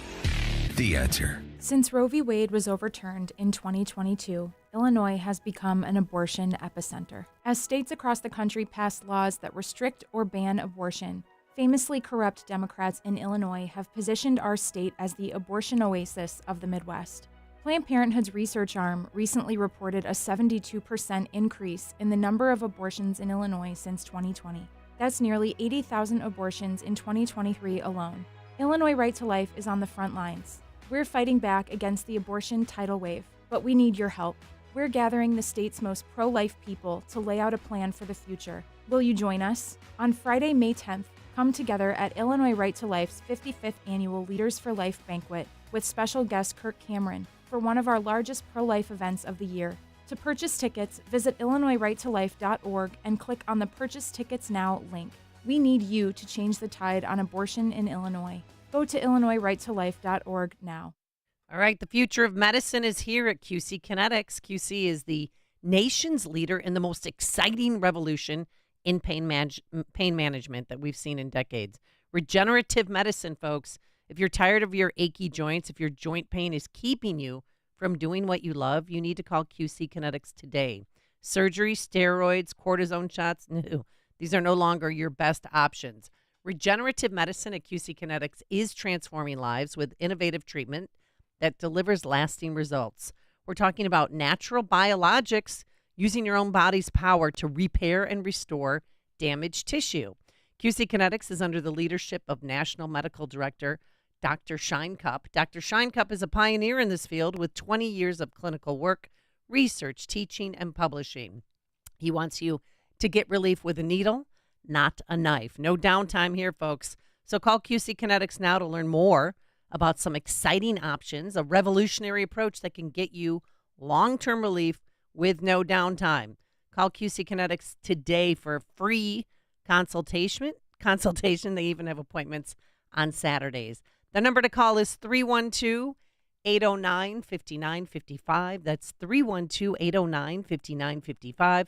312-809-5955. From breaking news and weather across the country to insight from the brightest minds in conservative opinion, it's Salem News Channel, home to the biggest shows on TV, like Brandon Tatum weekdays at 6 p.m. Eastern, followed by Charlie Kirk at 7. Join SNC, where facts are sacred, critical thinking is celebrated, and the pursuit of truth is unwavering. Watch Salem News Channel free now on Zumo Play. Learn more at snc.tv/Zumo. AM 560, The Answer. By the way, just as a point of order, Eastman was indicted in the Fulton County case, too. Yeah.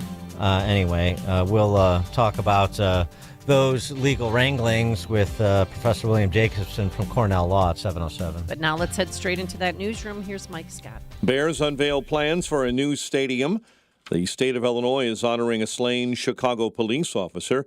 The village of Dalton and the mayor there sued by a local business. Bears to pick first in the NFL draft, and the Cubs hold off the Astros. WIND, Chicago News Time 7. A defendant in court, a candidate outside it. I'm Dave Anthony, Fox News. Former President Trump out campaigning early this morning in New York City, cheered by hundreds of construction workers. You know what? They're very, very talented people. They don't get the credit for it. That stop in Manhattan before he returns to court this morning for more testimony at the first Trump criminal trial. It's election interference. This whole thing is election interference. Now, he's upset the judge won't let him go to Washington for a key hearing in a Trump federal case this morning. Fox's David Spunt's outside the Supreme Court. The justices always claim they want to stay away from politics, but today they're entering the nerve center of the presidential election, whether they like it or not. Now, former President Donald Trump, he claims that the allegations levied against him for trying to allegedly overturn the 2020 presidential election occurred during a time when he was still president. He says, therefore, he cannot be indicted. Well, so far, lower courts have rejected that Trump immunity claim that he should not be able to be prosecuted. Now in Arizona, 18 Trump associates, including Rudy Giuliani, have been indicted, charged with scheming to overturn the Biden election victory in that state. It's getting louder on college campuses nationwide. That's at the University of Texas, where dozens of pro-Palestinian protesters were arrested in Austin. Also arrests from Massachusetts to California, where USC's campus has been shut down. At Columbia in New York City. You can't intimidate your fellow students and make them stay home from class. Think about that. Is that right? House Speaker Mike Johnson got booed as the Republican demanded the university president resign if she can't control the anti-Israel demonstrations. The day after President Biden signed a bill that would ban TikTok if the social media app does not cut ties to its Chinese parent company, Secretary of State Antony Blinken's in China. We have an obligation for our people and indeed an obligation for the world to manage the relationship between our two countries responsibly. America's listening to Fox News. 7:02, 36 degrees. We have some sunshine this morning on AM 560, The Answer.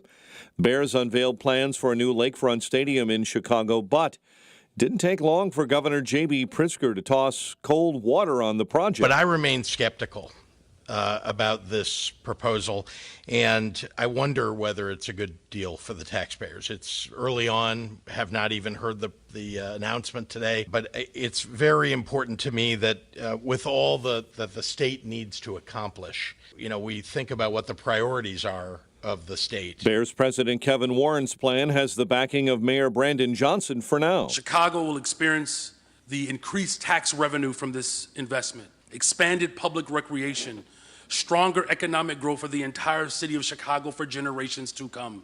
Also this morning, President Biden is ending his bid to install April Perry as the top federal prosecutor for the Northern District of Illinois. Biden will instead nominate Perry to be a U.S. district judge.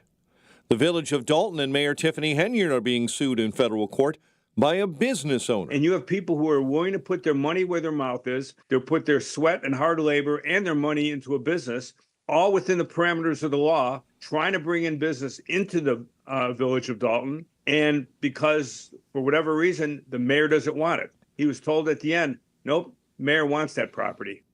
The attorney for Tyrone Isom Jr. filing suit claiming a business license was denied. Meantime, Dalton Mayor Henyard's top aide, Keith Freeman, pleaded guilty in federal court, not guilty to bankruptcy charges.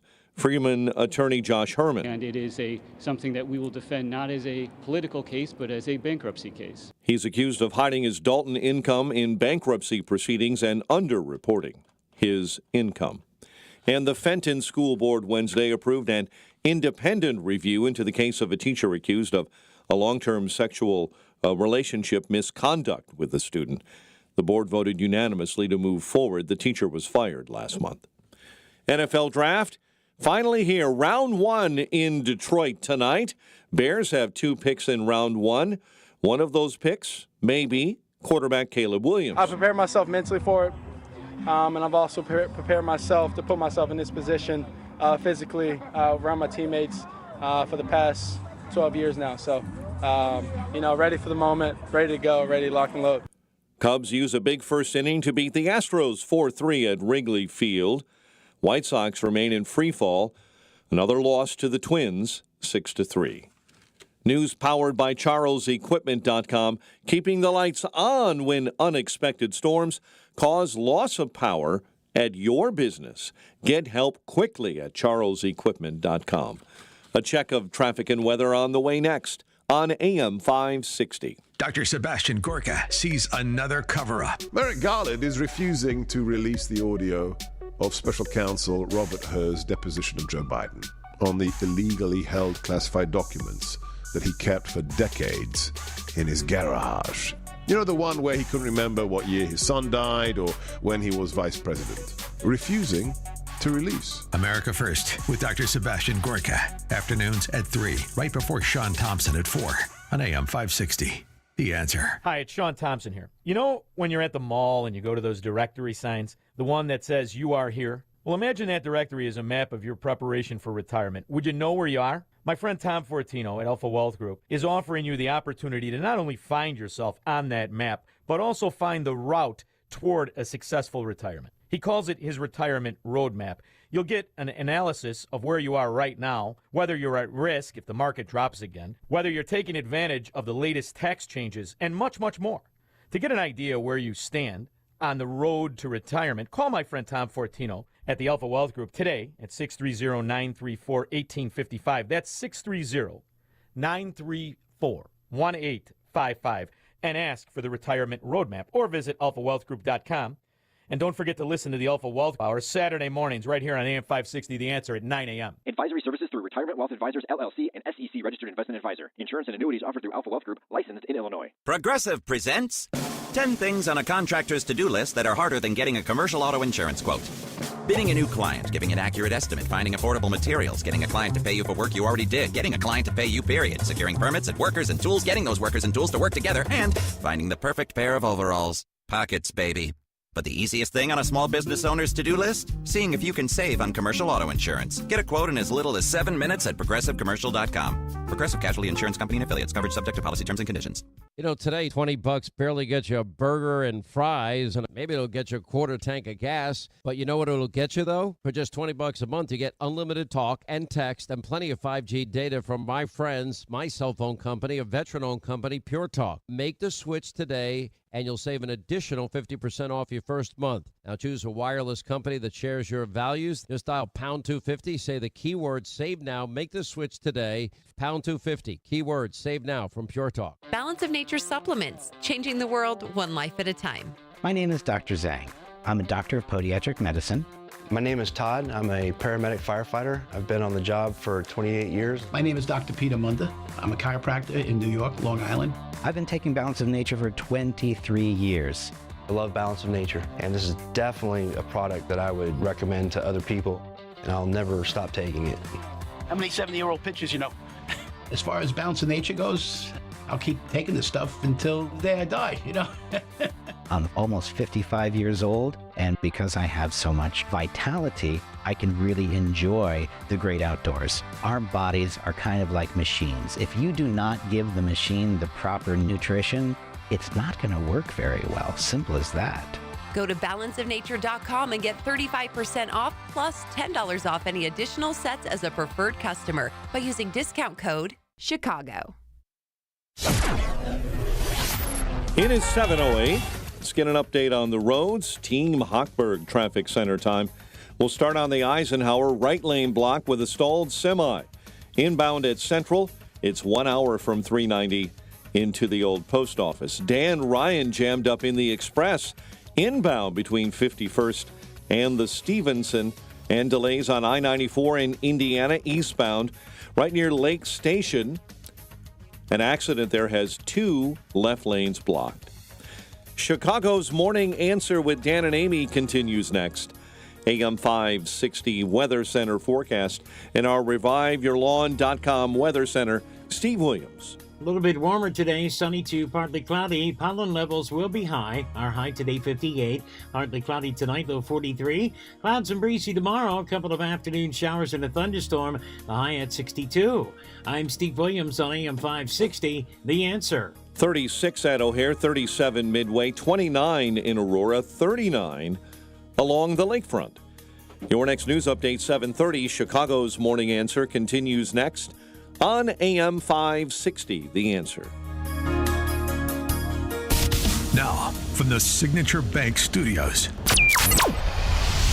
this is Chicago's Morning Answer with Dan Proft and Amy Jacobson on AM 560, The Answer.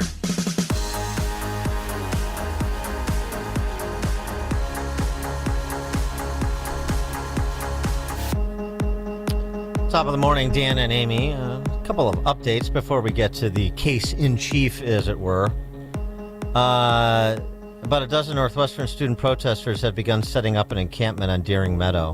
Of course, you're not going to leave the Northwestern Marxists and Hamas sympathizers out of the fun. Are they going to let them stay there? I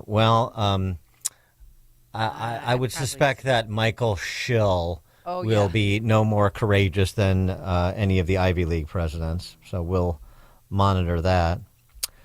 Trump responding to former Attorney General Bill Barr's sort of backhanded endorsement of him the other day on Cavuto's show that we played, that, you know, he's supporting Trump even though he didn't like some of his behavior, he liked his policies, and the real problem is the left. That's essentially what Barr said. Trump posting, wow, former AG Bill Barr, who let a lot of great people down by not investigating voter fraud in our country, has just endorsed me for president, despite the fact I called him weak, slow-moving, lethargic, gutless, and lazy. Based on the fact that I greatly appreciate his wholehearted endorsement, I am removing the word lethargic from my statement. Thank you, Bill. So now he is but weak, slow-moving, gutless, and lazy, not lethargic. Take that word out. Well, one backhanded compliment deserves another, I suppose. It's just kind of fun. Yeah, look for some humor in these dire times. Speaking of the humorless, meet a different attorney general, this at the state level, she of Arizona, her name Chris Mays, announcing indictments against Trump team members for their alleged scheme with an alternate slate of electors in Arizona. A number of people like former Chief of Staff Mark Meadows, Rudy Giuliani, and it's believed that they'll be joined by Jenna Ellis, John Eastman, Christina Bobb, Boris Epstein, Michael Roman on the list of those indicted in this alleged scheme. Here's Arizona Attorney General Chris Mays making the announcement. To the efforts that the defendants and other unindicted co-conspirators allegedly took to undermine the will of Arizona's voters during the 2020 presidential election. Arizona's election was free and fair. The people of Arizona elected President Biden. Unwilling to accept this fact, the defendants charged by the state grand jury allegedly schemed to prevent the lawful transfer of the presidency. Whatever their reasoning was, the plot to violate the law must be answered for, and I was elected to uphold the law of this state. A state grand jury made up of everyday, regular Arizonans has now handed down felony indictments for all 11 Republican electors, as well as several others connected to this scheme. These charges include fraud, forgery, and conspiracy. These charges are Class 2, 4, and 5 felonies. For more on this and other legal wranglings, please be joined by Professor William Jacobson, clinical professor of law and director of the Securities Law Clinic at Cornell, founder of LegalInsurrection.com and president of the Legal Insurrection Foundation, as well as the Equal Protection Project. Professor Jacobson, thanks for joining us again. Appreciate it. Thanks for having me back. Help us understand those indictments handed down by the grand jury convened by Attorney General Mays in Arizona. Yeah, I think the first thing people need to understand is that we're entering the final run of the 2024 election, which includes a very important Senate race in Arizona, and that timing cannot be ignored. Mm-hmm. These are events that took place 3.5 years ago. This indictment could have been brought 3 years ago or 2 years ago. There is a reason why it is being brought right now. It is to freeze the Arizona Republican Party so that they cannot organize themselves to win that Senate seat. That's what this is all about, and nobody should kid themselves. So whether there's merit to this indictment or there's no merit to the indictment, it should have been brought 1 or 2 years ago. There's a reason it's being brought right now. So that's the first thing that I think people need to understand, that this is not being brought in good faith. It's being brought as an electoral move. If it were brought in good faith, it could have been indicted a year or two ago. So that's what is going on here. So then we should expect, since Dana Nussel, the AG of Michigan, has a similar investigation ongoing, we should expect that indictment maybe right after Labor Day? Yeah, I mean, that's what's going on this year. All of these Trump indictments, with the exception of the Mar-a-Lago one, where the events took place later, all of these lawsuits, criminal prosecutions, are regarding events that took place over 3 years ago. They are brought so that the trials will take place in this election year, including the one that's ongoing now in Manhattan, involves events 6 or 7 years ago. Mm-hmm. So this is a complete abuse by Democrat prosecutors of their power. As we know, you can get an indictment of just about anything. But again, regardless of the merits, why is it being done now? And we know why it's being done now. Going to the merits of it, the claim is that there was a fraud perpetrated on the Congress and the public regarding the Arizona election. The problem with that is that there was no deception. No one was deceived. Correct. This all took place in plain sight. It was in the media. People were on TV. They were going to present an alternative slate of electors in Arizona and other states. They thought the election was fraudulent. It said nobody was deceived by this. So that is the other thing you have to remember. This is presented primarily as a fraud case, that they fraudulently tried to deceive, to deprive the voters of their vote. But nobody was deceived. Right. People disagreed. They run through in the indictment page after page after page of legal challenges. That just proves no one was deceived. They were fighting this. You can disagree with it. You can say Trump had no basis to do it. It was stupid, whatever you want to say about it. But no one was deceived.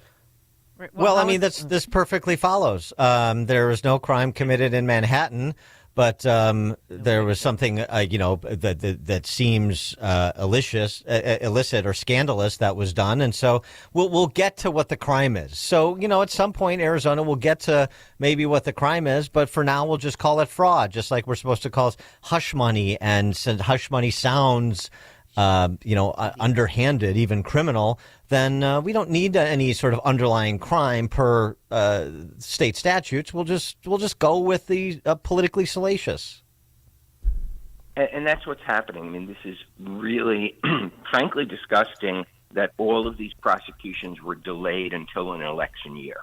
They could have been brought earlier. Again, whether they have merit or not, fine. Bring your prosecutions, but don't time it so as to paralyze one of the parties in an election year. So just walk us through how this is going to affect Kari Lake's Senate race. Well, they've named, I forget the exact count, but at least several senior Republican officials in Arizona. Mm-hmm. So they've essentially trying to freeze the Arizona Republican Party.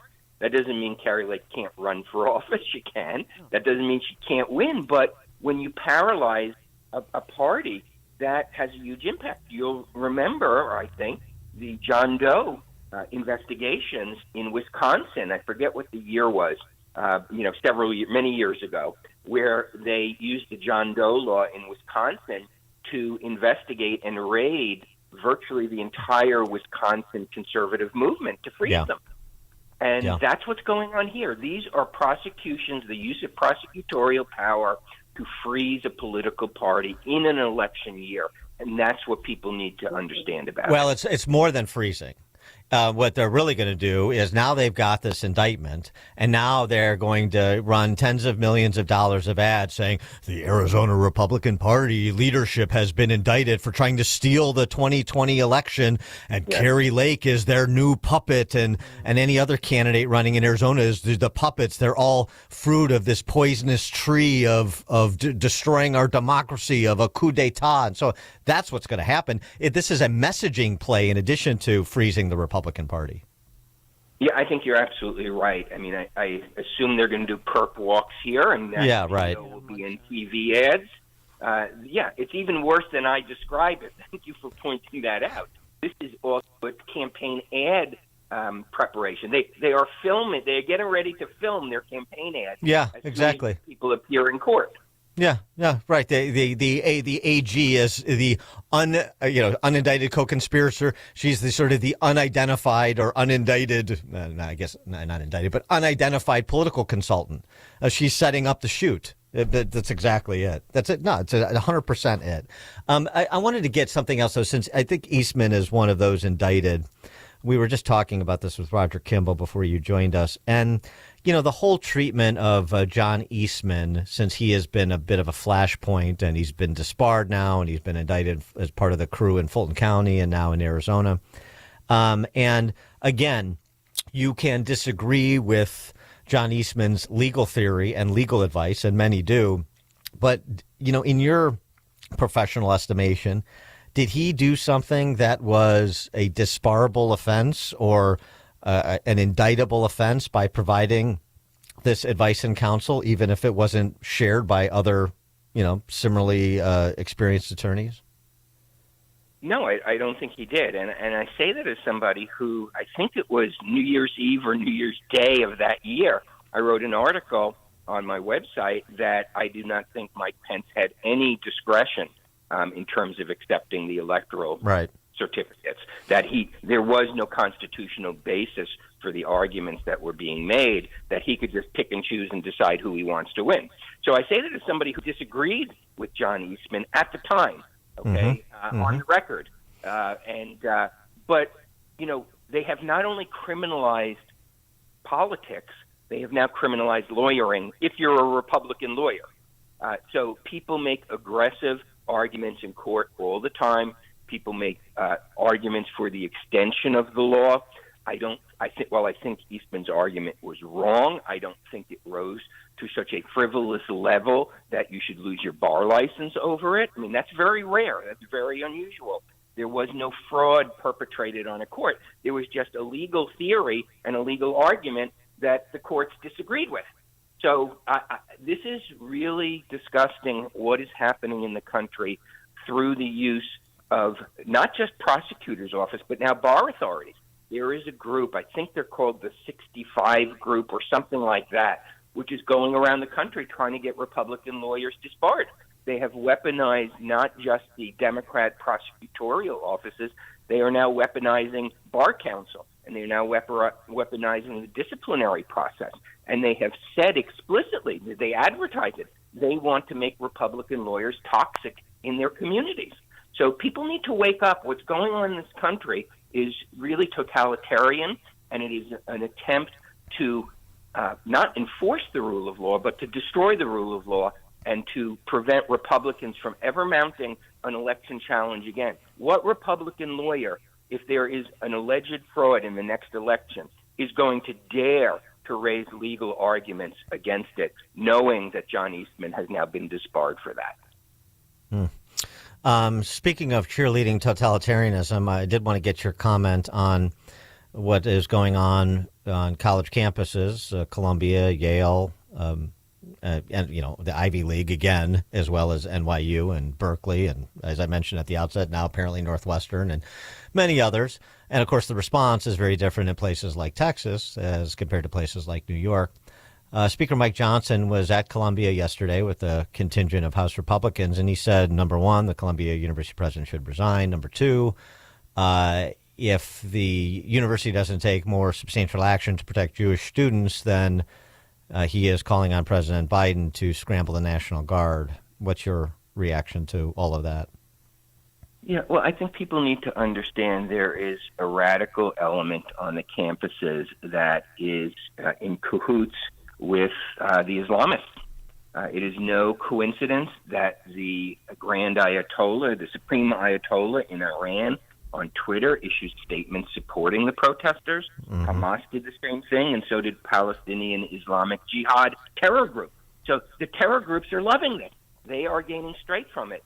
And what makes it different this time is that Islamist element. You have the extreme left, what I would refer to as the Khmer Rouge left, who want to tear down our society and start at year zero again, combined with the extreme Islamists who want to take us back to the 8th century. So this is not like the anti-war protests in the 60s. This is not even like the Black Lives Matter protests. This is a combination of extreme deconstructionist, so-called decolonization left with the religious, repressive Islamist terror groups. And we've not seen anything like this. And people need to wake up. What is wrong on our campuses that this is what's happening? And people need to understand that the campuses are the source of this problem. Professor William Jacobson, clinical professor of law and director of the Securities Law Clinic at Cornell, founder of LegalInsurrection.com and president of the Legal Insurrection Foundation, as well as the Equal Protection Project. Professor Jacobson, thank you, as always, for your insights. Appreciate it. Great. Take care. And he joined us on our turnkey.pro answer line. The stories you need to know to start your day. This is Chicago's Morning Answer on AM 560.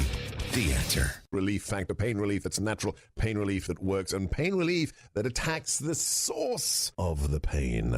That's the experience of tens of thousands of Americans who are taking Relief Factor right now. See their incredible video endorsements at relieffactor.com and then order your 3-week quick starter pack for just $19.95. That's less than $1 a day. Find out if it can work for you like it works for me by ordering your 3-week quick starter pack today. relieffactor.com, relieffactor.com. Be the next success story. Hey, pet parents. With Progressive's collision coverage, you get extra protection for your cat or dog, because there's nothing worse than seeing your pet hurt. Like when you see their face after accidentally stepping on their tail. And you say, I'm so sorry, Mr. Pickles. But as you kiss his nose and rub his little belly welly, you know Mr. Pickles is thinking, you betrayed me. Anywho, Progressive pays up to $1,000 in vet bills if your pet is injured in an auto accident. Learn more at Progressive.com and watch where you step. Progressive Casualty Insurance Company and Affiliates. Collision coverage subject to policy terms. Not available in all states. All right, if you've been in business for a number of years, it's likely your company has grown in every department. You've added to your sales team, increased your client base, and now have multiple locations. But there's one area that could stop your growth right in its tracks if it's not protected, and that's your network's data. As you've grown, you've likely evolved your basic network over time, putting your company at risk to cyber attacks, ones that can fold up your business in just hours. This is true. And it's not just your server that you need to worry about. It's the full infrastructure of your business. Think about your precious customer data, your employees' devices, smartphones, and all of your technology. Every day, more than 30,000 websites are hacked, and 2/3 of companies globally have experienced at least one type of cyber attack. Don't be a statistic. Defend your business, your customers, your employees, and your future growth with Turnkey's real-time threat hunting protection. Again, that's Turnkey's real-time threat hunting protection. Turnkey has the solutions to protect your business, so start a conversation today. Visit turnkey.pro. That's turnkey.pro. Balance of Nature supplements, changing the world one life at a time. You have to feel good. When you feel good, you look good. And when you look good, things happen. My name's Gary. I exercise almost every day. I'm more active than the average 71-year-old man. I started taking Balance of Nature, and I can feel the benefits from it. It's been a little bit of a revolutionary product for me. I stand behind the product. I stand behind what I say. Balance of Nature, it's a great product for me. Start your journey with Balance of Nature supplements. Call 1-800-246-8751 or go to balanceofnature.com and sign up as a new preferred customer.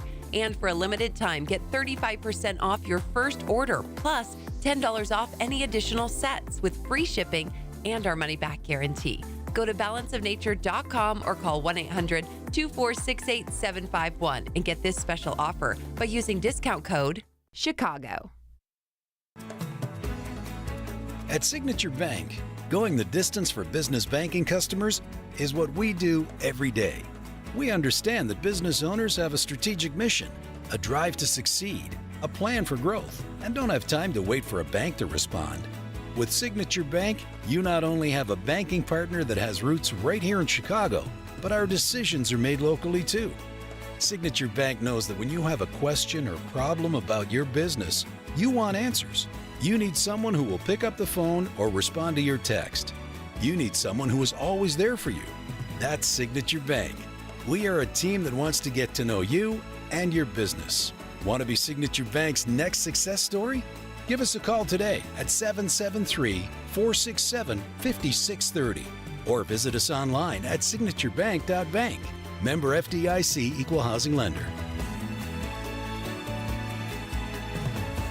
It has been confirmed. Those brave Americans who are trying to preserve free speech continue to be censored, shadow banned, or silenced. Wealth Protection Research is on a mission to share the liberating ideas of some of America's brightest and most free thinkers. People like Jim Rickards and Porter Stansberry, whose ideas are putting financial control back in the hands of everyday people, helping them protect their money against a government that seems intent on destroying it. Text TRUTH to 76626 to find out more. As this election moves forward, we just released a report that reveals our 3 favorite ideas for protecting and growing your wealth during the 2024 election. These ideas are especially critical if you have an IRA or 401k. Text TRUTH to 76626. Discover ideas that are so simple and actionable they might save your retirement. Text TRUTH to 76626 now for your free report. That's TRUTH to 76626.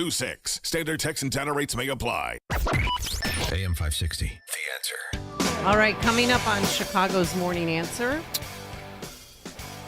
We'll talk Biden's rewrite of Title IX and the responses to the question, should men be able to play women's basketball, to all Sweet 16 coaches at the collegiate level. Can't wait to hear their responses. Very instructive. We'll discuss with Madeline Kearns from the Independent Women's Forum at 7:37. But now let's head into that newsroom. Here's Mike Scott. 37 degrees at 7:32. The Supreme Court will hear arguments today on former President Donald Trump's claim that he has immunity on charges of what some are calling an attempt to overturn the 2020 election. The former president faces a federal trial this year on 4 felony counts brought by special counsel Jack Smith. House Speaker Mike Johnson is at Columbia University demanding its president resign unless she reins in anti-Semitic protests. We just can't allow this kind of hatred and anti-Semitism to flourish on our campuses, and it must be stopped in its tracks. Those who are perpetrating this violence should be arrested. Overnight, more than 20 arrests have been made as pro-Palestinian protest continues on the campus of the University of Texas. A Beatles guitar that's been missing for over 50 years has been discovered in the attic of a British home, and it goes up for auction next month. Julian's Auction says the 12-string Hootenanny acoustic is the same one John Lennon played on classics like Norwegian Wood. Bears unveiled plans for a new lakefront stadium in Chicago, but it didn't take long for Governor J.B. Pritzker to toss cold water on the project. Stadium deals and taxpayers putting money forward for stadium deals, not particularly popular around the country. Take note that the winner of the Super Bowl this year, the team went out to try to get a stadium financed by the public, and it was rejected by the public in a place where the Super Bowl champions reside. The team says the state-of-the-art venue would allow Chicago to host major sporting events. Bears president Kevin Warren. We like to do the things that resonate with people for generations to come. It's time for us to do something special together. Former governor and voter advocate Pat Quinn says taxpayers need their say. The voters with good common sense in Kansas City said no, and the same thing should happen here in Chicago. Give us a chance to vote at the ballot box. Mayor Johnson is cautiously backing that project. Attorneys representing a group of former Northwestern University football players who filed hazing lawsuits against the school have been granted a request to consolidate their cases with former head football coach Pat Fitzgerald's lawsuit against Northwestern. This is for discovery purposes. The goal of the players' attorneys is to avoid the parties seeking the same information from the same sources and witnesses in 2 separate court cases. The NFL draft is finally here. Round 1 kicks off tonight in Detroit. The Bears currently have 2 first-round picks, number 1 overall and at number 9. Cubs beat the Astros 4-3, and the White Sox lost to the Twins 6-3. The News is a service of Quick Delivery Service. When you need reliable same-day delivery to clients, Quick Delivery will customize a logistics plan to pick it up and move it safely to its destination. Trust their 40 years of experience for peace of mind. Get a quote at quickdelivery.com. And a check of traffic and weather on the way next on AM 560. Make sure that you never miss a day of Dan Proft and Amy Jacobson when you subscribe to the Chicago's Morning Answer podcast, presented by Signature Bank. Listen to the entire show each day on demand with limited commercial breaks. You can subscribe today for free at 560theanswer.com and click on podcasts or search for Chicago's Morning Answer on Apple Podcasts, Spotify, Google Podcasts, or wherever you listen to podcasts. Getting quality employees to fill positions in your company is essential, but finding those people can be a major hassle, unless you use ZipRecruiter. ZipRecruiter makes finding quality people a breeze. And right now you can try it for free at ZipRecruiter.com/free. With ZipRecruiter, one click sends your job to hundreds of top job sites. But more than that, ZipRecruiter's advanced technology identifies the candidates with the skills you need, sends you a list of great matches to review, then actively invites them to apply for your job. And the results speak for themselves. 4 out of 5 employers who post on ZipRecruiter get a quality candidate within the first day. That's right, the first day. Now you can focus on your business and let ZipRecruiter do the work finding the best people for you. See for yourself. Experience the ease, efficiency, and power of ZipRecruiter for free. Just go to ZipRecruiter.com/free. That's ZipRecruiter.com/free. ZipRecruiter.com/free. The future of medicine is here at QC Kinetics. QC is the nation's leader in the most exciting revolution in pain management we've seen in decades. Regenerative medicine. If you're tired of achy joints, if your joint pain is keeping you from doing what you love, you need to call QC Kinetics today. Surgery, steroids, drugs, these are no longer your best options. Regenerative medicine at QC Kinetics is transforming lives with innovative treatment that delivers lasting results. QC Kinetics is under the leadership of National Medical Director Dr. Michael Scheinkupp. Dr. Scheinkupp is a pioneer in this field with 20 years of clinical work, research, teaching, and publishing. He wants to get you relief with a needle, not a knife. Call QC Kinetics now for a free consultation. Appointments now available on Saturdays. Call 312-809-5955, 312-809-5955. Again, that's 312-809-5955. Worried about inflation, digital currencies, political turmoil, and the future of your investments? It's time to take control with Conservative Wealth Protection Group. During these times, central banks are buying gold and precious metals at record levels. But the question is, are you? With access to the cheapest bullion in the nation, we have a deep understanding of the precious metals markets. We'll reveal strategies that both the wealthy and everyday patriots just like you are using to get the most out of their tax-deferred retirement plans. With an A-plus rating from the Better Business Bureau, we provide guidance without high-pressure sales tactics. Our No Fees for Life IRA program offers the lowest prices on precious metals, along with tax-free and penalty-free transfers. Explore your options with a free consultation. Call 888-964-4333. That's 888-964-4333. Protect your family and your investments. Call 888-964-4333 now. Now there's a simple, easy, and effective way to clean your nose and protect your health. It's called Navage. Navage, available at Navage.com. 7:39, let's check the roads. Team Hochberg Traffic Center time. Morgan Park Community on the far south side, 107th near Racine.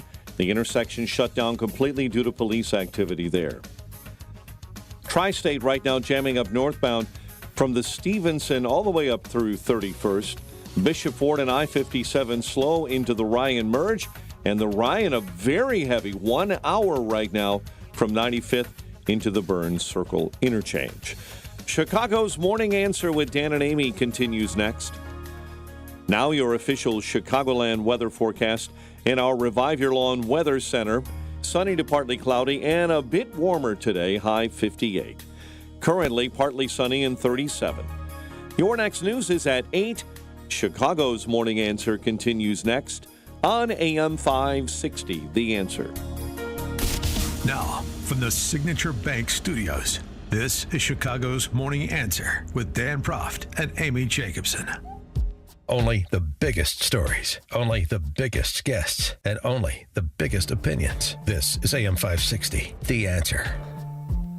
Top of the morning, Dan and Amy. So Miguel Cardona, the Secretary of Education, he was playing possum when he was before that congressional committee last week, and he was asked by Georgia Representative Andrew Clyde to define a woman. He knows what a woman is. In fact, it's enshrined in the Biden administration's rewrite of Title IX. A woman is a person who identifies as a woman. Exactly, and he made the announcement via social media Friday afternoon. The final Title IX regulations we're announcing today advance that promise. These regulations make crystal clear that all our nation's students, no matter where they live or who they are, can access schools that are safe, welcoming, and respect their rights.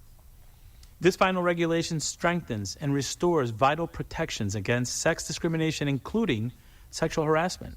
It also protects students against discrimination based on pregnancy or related conditions, sexual orientation, and gender identity. Today's announcement is the result of a long rulemaking process, including input from many stakeholders, through the first ever national public hearing on Title IX and more than 240,000 comments, including comments from students. That's just a long way of saying we're including gender identity, so women's sports is over. Right, but in the 2-minute statement that he never said that. And at the end he said, for more information, go to, edu.gov, blah, blah, blah.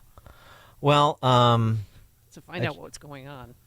It's interesting. Outkick followed up on the query of South Carolina basketball coach Dawn Staley, who, of course, embroiled herself in controversy when she said before the championship game against Iowa that basically, if you identify as a woman, you should be able to play women's sports.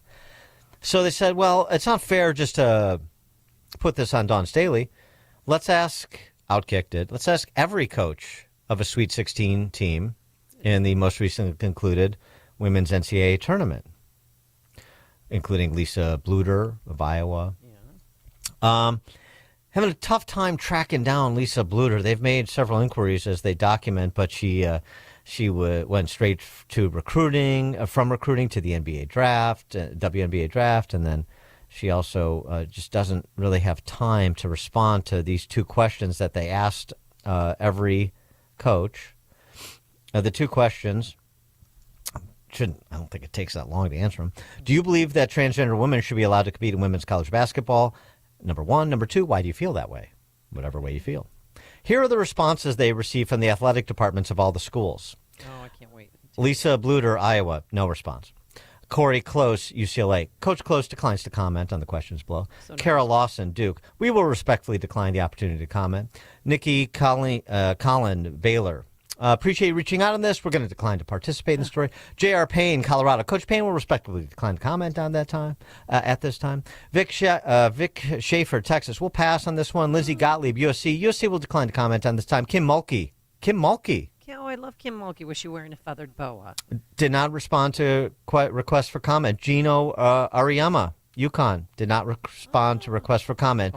Neely Ivy, Notre Dame. Did not respond to request for comment. Tara Van Der Veer and Kate Payne retired at the end of the season. Did Tara. Kate's the new coach. Stanford did not respond. Wes Moore, NC State, did not respond. Terry Morin, Indiana, did not respond. Scott Rueck, Oregon State, did not respond. Lisa Fortier, Gonzaga, did not respond. Profiles in courage. Those women's basketball coaches. Really? You want men playing against your girls, do you? Riley Gaines recently sat down with Sage Steele, and Steele asked her an interesting question that she actually did respond to, because Riley Gaines has some courage here. And it was what Riley would say to the clownfish, Leah Thomas, if she was given the opportunity to speak with him. Have you ever talked to him? Not outside of, no.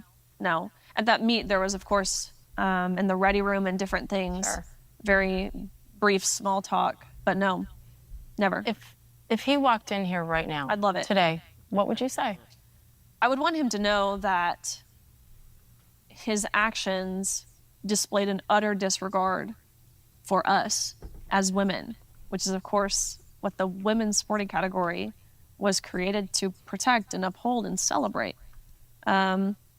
I would let him know that, look, I have no animosity towards him. I really don't. I don't garner this hatred in my heart. Ultimately, he was following the rules. It's the rules that are the problem. And I would be sure to tell him that.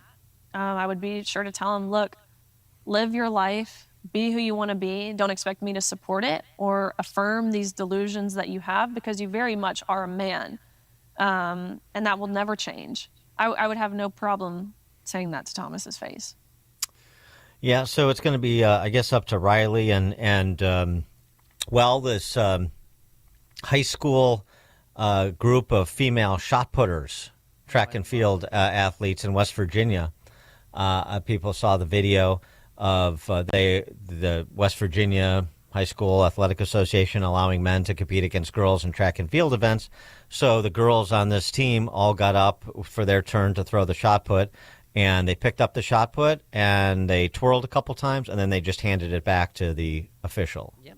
And right? That with the discus, too, because he was throwing that. He's in that competition as well. So, 5 of them in a row. So those girls in West Virginia have more courage to stand up for themselves than the adults at the highest levels of female sports and at the collegiate level. And that's where we are. That's where we are. For more on all this, please be joined by Madeline Kern. She's a writer at National Review, visiting fellow at the Independent Women's Forum as well. Madeline Kern, thanks for joining us. Appreciate it. Thanks for having me. So the impact of the Title IX rewrite that Miguel Cardona soft-pedaled there, it's sort of, this is, the NCAA has sort of played Pontius Pilate with it, waiting for this, and now they've got their directive, and so we're going to see more Leah Thomases, right? Absolutely. So it's difficult to overstate just how sweeping this Title IX omnibus rule is. So it covers everything from due process rights. So it rolls back the due process protections that Betsy DeVos under the Trump administration put in place to make sure that if you're accused of sexual misconduct on campus, you get a fair hearing. Those are gone. It also, as you rightly outlined, it includes gender identity in the definition of sex, which basically collapses sex-based protections for women. Because if it counts as discrimination against women to decide that a man shouldn't be in a women's sports team or in a women's space, then forget women's safety, forget women's privacy. And the important thing to note here is this is not just college and high school. This is every educational entity in the United States that receives even a dime of federal funding. So this is incredibly sweeping legislation. There's also stuff in there that's going to be really damaging for parental rights, children being transitioned behind their parents' backs at schools. It's like I say, it's the worst of the worst. It's also flagrantly illegal, flagrantly unconstitutional. I'll give you an example of that. This is also going to affect free speech. So one way of defining sex-based harassment under the new Title IX regulations is that using sex-based pronouns when somebody wants you to call them she or her or a new female name, that would technically be sexual misconduct. That would be sexual harassment. That's constitutionally protected speech. This is complete executive overreach, and my colleagues at the Independent Women's Law Center already have a lawsuit ready to go to challenge this. So what's the qualifier for what is a woman? Well, as you said, the only thing you need to qualify as a woman is to say you're a woman, which is obviously absurd because we know what women are. Women are a biological category. They're people who are of the female sex. There's also, people aren't in bodies. That's a sort of strange metaphysical claim. People are bodies, and we can see them. Sex is not just only objective and immutable. It's observable. We know this. It's just common sense. Well, and this is really important that you the point that you made about this, how expansive this is, that it's going to that it reaches down into K through 12 school systems too, because we know how so many of these government school systems operate. On the advice of counsel, we're going to surrender. Which is exactly what's going to happen. So anybody who's accused of anything or anybody that makes a demand of anything, they will defer, they will surrender, not dissimilar to what you're seeing on college campuses right now in the face of pro-Hamas protesters. Yeah, exactly. And I think you made the point really well when you're kind of pointing to the abdication of leadership and actually, frankly, cowardice among these coaches. That's what you're going to see at the schools as well, because the schools don't want to be investigated by the Civil Rights Office. They don't want the lawsuits. They don't want the headache. They don't want the hassle. And so it's easier for them just to throw women under the bus and to give these trans activists what they want and what the Biden administration is telling them they have to give. And it's just disgraceful, especially when you consider the legacy of Title IX was exactly put in place to protect women from this kind of abuse. And here it is, in the name of Title IX, that the very same disadvantages that are being inflicted on women. Well, can you imagine women's collegiate basketball? This is going to destroy that, especially after all the gains that they've made with, viewership with Caitlin Clark and others. Yeah, there's also a safety element, right? Especially when you're moving into these sports that, if not outrightly contact sports, they can easily become and involve contact. It's not safe to have women in the same competitive fear as men. I mean, you know, especially when you get to things like wrestling. I mean, these are not made up examples. There have been women who have been seriously injured from these kinds of policies, and it just goes to show, as Riley Gaines put it, this reckless disregard for women in all this, just to appease the feeling of a small minority of men who, frankly, have this delusion that there are women. And somebody just needs to be able to take some leadership on this and say, I'm sorry, you're not. You're entitled to live out your private fantasies, but you're not entitled to take away the rights of other people. Well, so this is on the ballot in November, too, because the only way that this gets undone, I mean, I understand Independent Women's Forum has a complaint at the ready, but through the courts, okay. But in terms of, executive action on this, the only way this gets undone is with a change in administration. And that needs to come, pretty quickly, because it's one of those things that the further down the road this gets, the more difficult it is to retrace your steps, as we've seen over and over again. And, of course, the identitarians know this. Yeah, that's exactly right. And, the point I would make about the previous Trump administration was that what they did was actually a lot of damage control from the Obama era, because all of this actually started with Obama sending out Dear College letters, advising schools. And, again, it was very surreptitious. It was below the radar. It's really sneaky how they go about it, and we've seen that with Biden's Secretary of Education as well.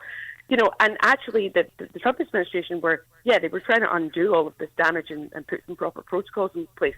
But they were also trying to give schools and the public some clarity and say, look, sex is objective, it's immutable. We have no reason to think that it's anything other than that. And in fact, you can't really base a policy on anything other than that. The Biden administration tries to appeal to the precedent set in the Bostock decision in 2019, which was a really not good decision for the side of sanity, but it doesn't say what the Biden administration pretends it does. And it was specifically limited to Title VII, which relates to employment. And we're talking about education, we're talking about Title IX. And so, yeah, you're absolutely right, though. The best case scenario would be that Republicans could get in and sort of clean house here, because it is just so far reaching. And in the meantime, this legislation, or it's not legislation, this order goes into effect August 1st. And so, yeah, there's going to be, before we get this lawsuit off the ground, there's going to be damage and there's going to be massive confusion, and that should be avoided. Madeline Kearns, writer at National Review, visiting fellow at the Independent Women's Forum. Madeline, thanks for joining us. Appreciate it. Thank you. Thank you. And she joined us on our turnkey.pro answer line. Listen to Dan and Amy on your smartphone. Download the AM 560 mobile app today at 560theanswer.com/mobile. Chicagoland agrees. McGrath Lexus is the overwhelming choice of luxury vehicle shoppers. Their unparalleled team of sales consultants expertly help you navigate their immense inventory to arrive at the perfect vehicle for you. With 2 convenient state-of-the-art dealerships in downtown Chicago and in Westmont, they offer 2 times the selection and 2 times the discounts. And right now, McGrath Lexus is offering a premium for your current vehicle. It will never be worth more. Make this the year you enjoy the luxury of Lexus, as only McGrath can offer. Your McGrath experience will take Lexus ownership to a whole new level. Do not deny yourself this privilege. You deserve it. Visit one of our 2 McGrath Lexus dealerships in downtown Chicago or in Westmont, or visit us online at McGrathLexus.com, because when you do the math, you choose McGrath. I love my balance of nature. Can't wait to take it. Why? Well, yesterday all I had was zucchini. That's the only vegetable I had, no fruits, and that's just not enough. So feel good that you're doing something for yourself. Balance of Nature, 31 whole fruits and vegetables. What they do is they take the fruits and veggies and they're powdered after an advanced vacuum cold process, which stabilizes the maximum nutrient content. Real food, real science, real nutrition. So get the nutrition your body needs, and then your body's going to crave it. Oh, yeah. Balance of Nature. Quinn thinks Justin and I are addicted to it, but we love it. 800-246-8751, 800-246-8751. First-timers get free shipping and 35% off or you can go online to balanceofnature.com, discount code Chicago. Getting quality employees to fill positions in your company is essential, but finding those people can be a major hassle, unless you use ZipRecruiter. ZipRecruiter makes finding quality people a breeze. And right now you can try it for free at ZipRecruiter.com/free. With ZipRecruiter, one click sends your job to hundreds of top job sites. But more than that, ZipRecruiter's advanced technology identifies the candidates with the skills you need, sends you a list of great matches to review, then actively invites them to apply for your job. And the results speak for themselves. 4 out of 5 employers who post on ZipRecruiter get a quality candidate within the first day. That's right, the first day.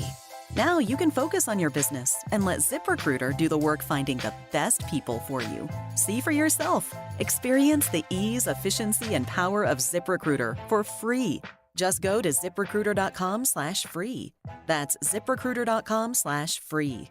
ZipRecruiter.com/free. Hi, it's Sean Thompson here. You know, when you're at the mall and you go to those directory signs, the one that says you are here? Well, imagine that directory is a map of your preparation for retirement. Would you know where you are? My friend Tom Fortino at Alpha Wealth Group is offering you the opportunity to not only find yourself on that map, but also find the route toward a successful retirement. He calls it his retirement roadmap. You'll get an analysis of where you are right now, whether you're at risk if the market drops again, whether you're taking advantage of the latest tax changes, and much, much more. To get an idea where you stand on the road to retirement, call my friend Tom Fortino at the Alpha Wealth Group today at 630-934-1855. That's 630-934-1855. And ask for the retirement roadmap or visit alphawealthgroup.com. And don't forget to listen to the Alpha Wealth Hour Saturday mornings right here on AM 560, The Answer at 9 a.m. Advisory services through Retirement Wealth Advisors, LLC, and SEC Registered Investment Advisor. Insurance and annuities offered through Alpha Wealth Group, licensed in Illinois. AM 560, The Answer. Dan and Amy, all right, I've got the basis for the recall election. You know, that dude in Lakeview that lives by you is trying to get a recall. Yeah, we had him on the show when you were gone. He's trying to get a recall. Okay, trying to get a recall ordinance on recall question on the ballot to have an ordinance to ultimately recall BLM Brandon. I've got the entire basis for the campaign. It's this. Credible legends Dick Butkus and Mike Dicta. Who? Credible legends Dick Butkus and Mike Dicta. Mike Dicta.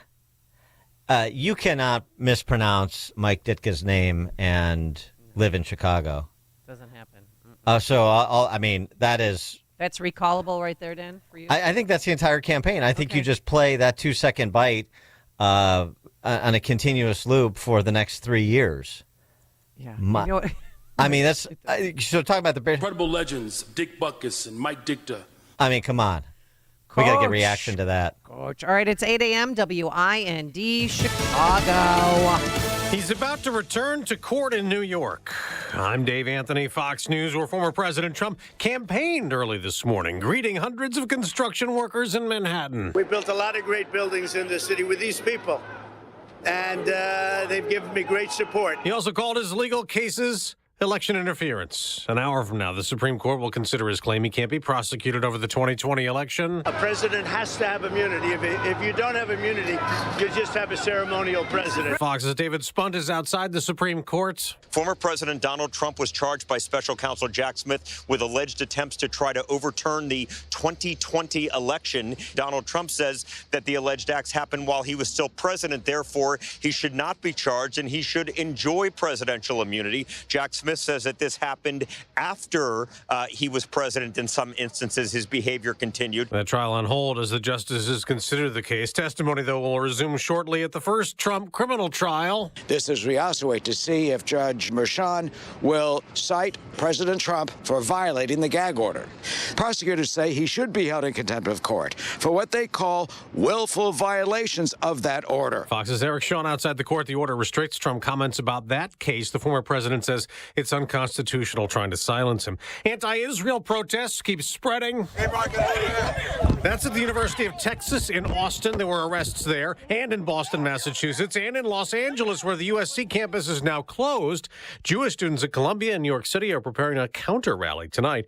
We just got an update on the economy. showing a slowdown. GDP growth to start this year, only about half the growth at the end of last year. The final 3 months of last year, growth was 3.4%. So we're going from 3.4% all the way down to 1.6%. Fox Business Network's Lauren Simonetti, a big sell-off is brewing on Wall Street. America's listening to Fox News. 37 degrees, partly sunny skies. 8:02 on AM 560. The Answer. Good morning. I'm Mike Scott. The Bears unveiling plans for a new lakefront stadium in Chicago, but it didn't take long for Governor J.B. Pritzker to throw cold water on the project. Stadium deals and taxpayers putting money forward for stadium deals, not particularly popular around the country. Take note that the winner of the Super Bowl this year, the team went out to try to get a stadium financed by the public, and it was rejected by the public in a place where the Super Bowl champions reside. Despite the request for public funding and moving the lanes of Lakeshore Drive, Mayor Johnson is cautiously backing the project. The state of Illinois is honoring slain Chicago police officer Luis Huesca. Governor Pritzker has ordered flags to be flown at half-staff through next Monday in remembrance. Huesca's visitation takes place this Sunday at the Blake Lamb Funeral Home in Oak Lawn. The family of Dexter Reed, a 26-year-old man who refused to cooperate with and then shot at Chicago police after a traffic stop before being killed himself last month, has filed a federal civil rights lawsuit against the city and 5 police officers. And an Orland Park man is charged in a deadly shooting this past weekend in Oak Forest. Omar Zigar faces charges of aggravated unlawful use of a weapon and a revoked firearm owner identification card. The Cook County State's Attorney's Office could bring further charges against Zigar. NFL Draft finally here. Round 1 kicks off tonight from Detroit. Bears currently have 2 first-round picks, including the number 1 overall selection and number 9 in the first round. Cubs beat the Astros 4-3, and the White Sox lost to the Twins. The news, a service of Del Bacchio Marchetti Group of Ant Properties, Christie's International Real Estate. With over $800 million in sales, you'll get the most value for your home. 708-828-0000.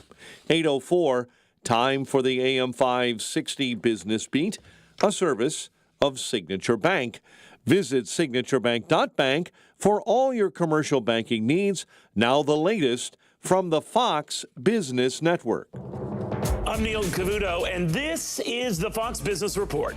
Southwest Airlines is losing more money than predicted. It flies only Boeing planes. It's dealing with delays on deliveries of new planes because of Boeing's production issues. Though travel demand remains strong, last-minute leisure bookings were softer than predicted. Southwest says it's limiting hiring and offering voluntary time-off programs to employees. It expects to end this year with 2,000 fewer employees than it had at the end of last year. Southwest also will end service to Cozumel, Mexico, Bellingham, Washington, Syracuse, New York, and Houston's George Bush Intercontinental Airport. Merck shares are up nearly 2% on strong sales of vaccines and cancer drug Keytruda. Cruise company Royal Caribbean's earnings top forecasts. Caterpillar's quarter was mixed. That's your Fox Business Report. I'm Jim Kosova, invested in you.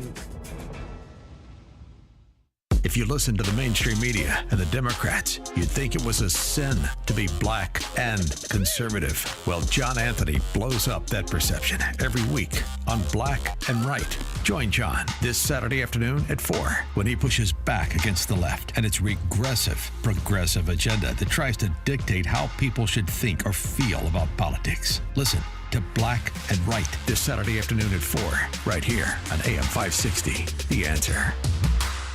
It has been confirmed. Those brave Americans who are trying to preserve free speech continue to be censored, shadow banned, or silenced. Wealth Protection Research is on a mission to share the liberating ideas of some of America's brightest and most free thinkers. People like Jim Rickards and Porter Stansberry, whose ideas are putting financial control back in the hands of everyday people, helping them protect their money against a government that seems intent on destroying it. Text TRUTH to 76626 to find out more. As this election moves forward, we just released a report that reveals our 3 favorite ideas for protecting and growing your wealth during the 2024 election. These ideas are especially critical if you have an IRA or 401k. Text TRUTH to 76626. Discover ideas that are so simple and actionable they might save your retirement. Text TRUTH to 76626 now for your free report. That's TRUTH to 76626. Standard text and data rates may apply. The future of medicine is here at QC Kinetics. QC is the nation's leader in the most exciting revolution in pain management we've seen in decades. Regenerative medicine. If you're tired of achy joints, if your joint pain is keeping you from doing what you love, you need to call QC Kinetics today. Surgery, steroids, drugs,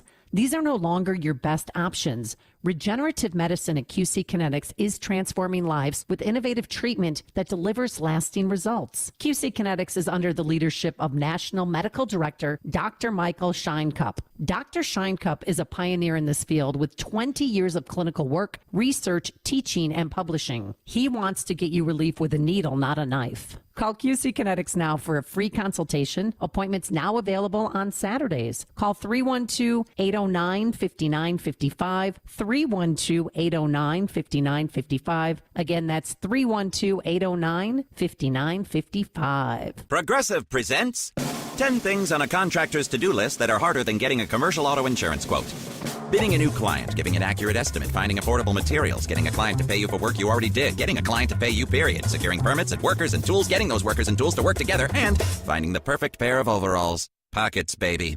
But the easiest thing on a small business owner's to-do list? Seeing if you can save on commercial auto insurance. Get a quote in as little as 7 minutes at progressivecommercial.com. Progressive Casualty Insurance Company and Affiliates. Coverage subject to policy terms and conditions. You know, today, $20 barely gets you a burger and fries, and maybe it'll get you a quarter tank of gas. But you know what it'll get you, though? For just $20 a month, you get unlimited talk and text and plenty of 5G data from my friends, my cell phone company, a veteran-owned company, Pure Talk. Make the switch today, and you'll save an additional 50% off your first month. Now choose a wireless company that shares your values. Just dial pound 250, say the keyword save now, make the switch today. Pound 250, keyword save now from Pure Talk. 809 and the latest in the Team Hochberg Traffic Center. We're seeing on the Kennedy an hour and 11 from O'Hare into the Burns Circle interchange. Ike in right now. It is an hour and 20 from 390 into the old post office. You're slow from North Avenue all the way into downtown. Stevenson in right now. It's an hour 6 from 355 into DuSable Lakeshore Drive. You'll hit the brakes hard at Harlem Avenue. Inbound Dan Ryan 36. You're jammed up inbound between 95th and the Skyway. Inbound Bishop Ford. Stalled semi left lane block inbound at 103rd. Chicago's Morning Answer with Dan and Amy continues next. AM 560 Weather Center forecast in our ReviveYourLawn.com Weather Center. Here's Steve Williams. Sunny to partly cloudy for today. A little bit warmer. Pollen counts will be up. High 58. Partly cloudy tonight. Low 43. Clouds and breezy. Afternoon shower and thunderstorm for tomorrow. High tomorrow at 62. I'm Steve Williams on AM 560. The Answer. 41 at O'Hare. Your next news update is at 8:30. Breaking news as it happens. And Chicago's Morning Answer continues next on AM 560, The Answer. Now, from the Signature Bank Studios, this is Chicago's Morning Answer with Dan Proft and Amy Jacobson on AM 560, The Answer.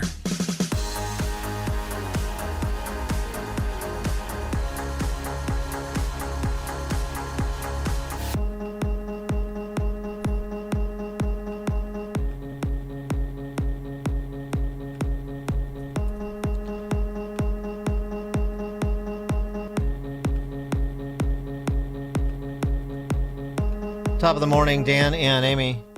Chinese government poses, quote, broad and unrelenting threat to U.S. critical infrastructure, says FBI Director Christopher Wray.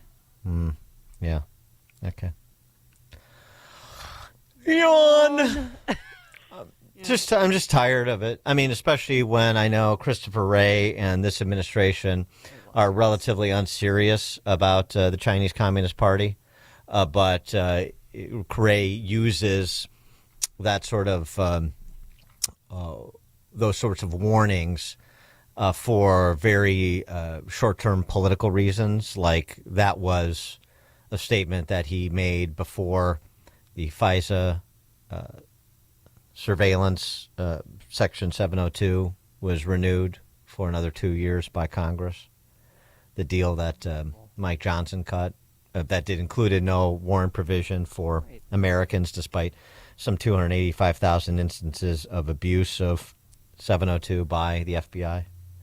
So we listened to some dissertation on the Chinese Communist threat. And by this way, I'm not saying that he's wrong about the Chinese Communist Party. I'm just saying that they're unserious. This administration is unserious about it. And now there's been some response to Trump's aggressive protectionist policies in the direction of the Chinese Communist Party from the Biden administration, because it had gone unresponded to for long enough that they saw an opportunity now to pivot and attack Trump for supposedly promoting policies that would weaken the U.S. dollar to reduce our trade deficit with the Chinese Communist Party. And again, with China, vis-a-vis the Chinese Communist Party, the totalitarians in control, President Xi. And again, I'm not a fan of Trump's mercantilist policies, and I think we want a strong dollar. And trade deficits don't matter that very much to me and other free market economists. But again, it's the contrived nature of the pronouncements in the direction of communist China that come from this administration that is the issue as far as I'm concerned. For more on this topic, we're pleased to be joined again by our friend Gordon Chang. He is the author of The Coming Collapse of China and the Great U.S.-China Tech War. And you can follow him on Twitter, and should, at Gordon G. Chang, C-H-A-N-G. Gordon G. Chang is his handle on Twitter/X. Gordon Chang, thanks for joining us again. Appreciate it. Well, thank you so much, Dan and Amy. So with respect to, Ray's general warnings about the Communist Party, I mean, it's nothing new. It's nothing that anybody paying attention doesn't know. And you're closer to it than I am, but I haven't seen any great announcements of new initiatives that are designed to address these threats that Christopher Wray talks about intermittently. Yes, the timing is suspicious. China has posed a threat to U.S. critical infrastructure, but that's been true for decades. And what we're seeing in the Biden administration are actually some acts that have encouraged bad actors to attack us. So, for instance, if you go back to 2021, the Colonial Pipeline hack, the Biden administration did not oppose the paying of a ransom to the Russian hacking group. And I think that did encourage, and we saw other attacks against infrastructure, which were for the purpose of obtaining ransom. This is just something that the Biden administration isn't serious about. If they were serious, they would be going after this with much more vigor. What is your assessment of the relative strength of President Xi's position as the dictator of that country? I had a conversation with Stephen Mosher from the Population Research Institute, and he's sort of, I think he's sort of generally in agreement with you that that the Chinese Communist Party is suffering under the weight of the internal contradictions and the impossibility of autocracies, being growth oriented, real growth oriented in a sustainable way. And that maybe the Berlin Wall moment in Beijing is not as far off as some think. Yeah, there were problems inside, and it starts with the economy, which didn't grow 5.3% in the first quarter of this year as reported, didn't grow 5.2% last year as reported. We don't know exactly how fast the Chinese economy grew, but if it did, probably no more than 1.5% last year and less in the first quarter. This is a problem because the economy was the motor of China's rise, and the Chinese people are suffering. Right now, they're suffering from not only not having jobs, but their store of value, which is the property sector. 70% of China's wealth is in property. That property sector has been collapsing. And so the Chinese people aren't too happy with Xi Jinping right now. Yeah, but he's still, at least he's perceived to have a stranglehold on the party and thus power. And, I know that can sometimes change in a hurry, but is there any suggestion that, there is a revolt afoot internally or externally? Dan, we're seeing signs that do not occur in periods of stability. So, for instance, there have been purges both in the Chinese military and in the civilian ranks of the Communist Party, and these are quite unusual. So, for instance, in just one example, in the rocket force, which controls almost all of the country's nuclear weapons, some 70 were disappeared in the last half of last year, according to some reports.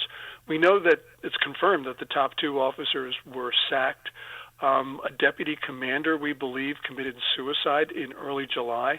This is just stunning, and we have not seen this except for periods where the party has been at great risk.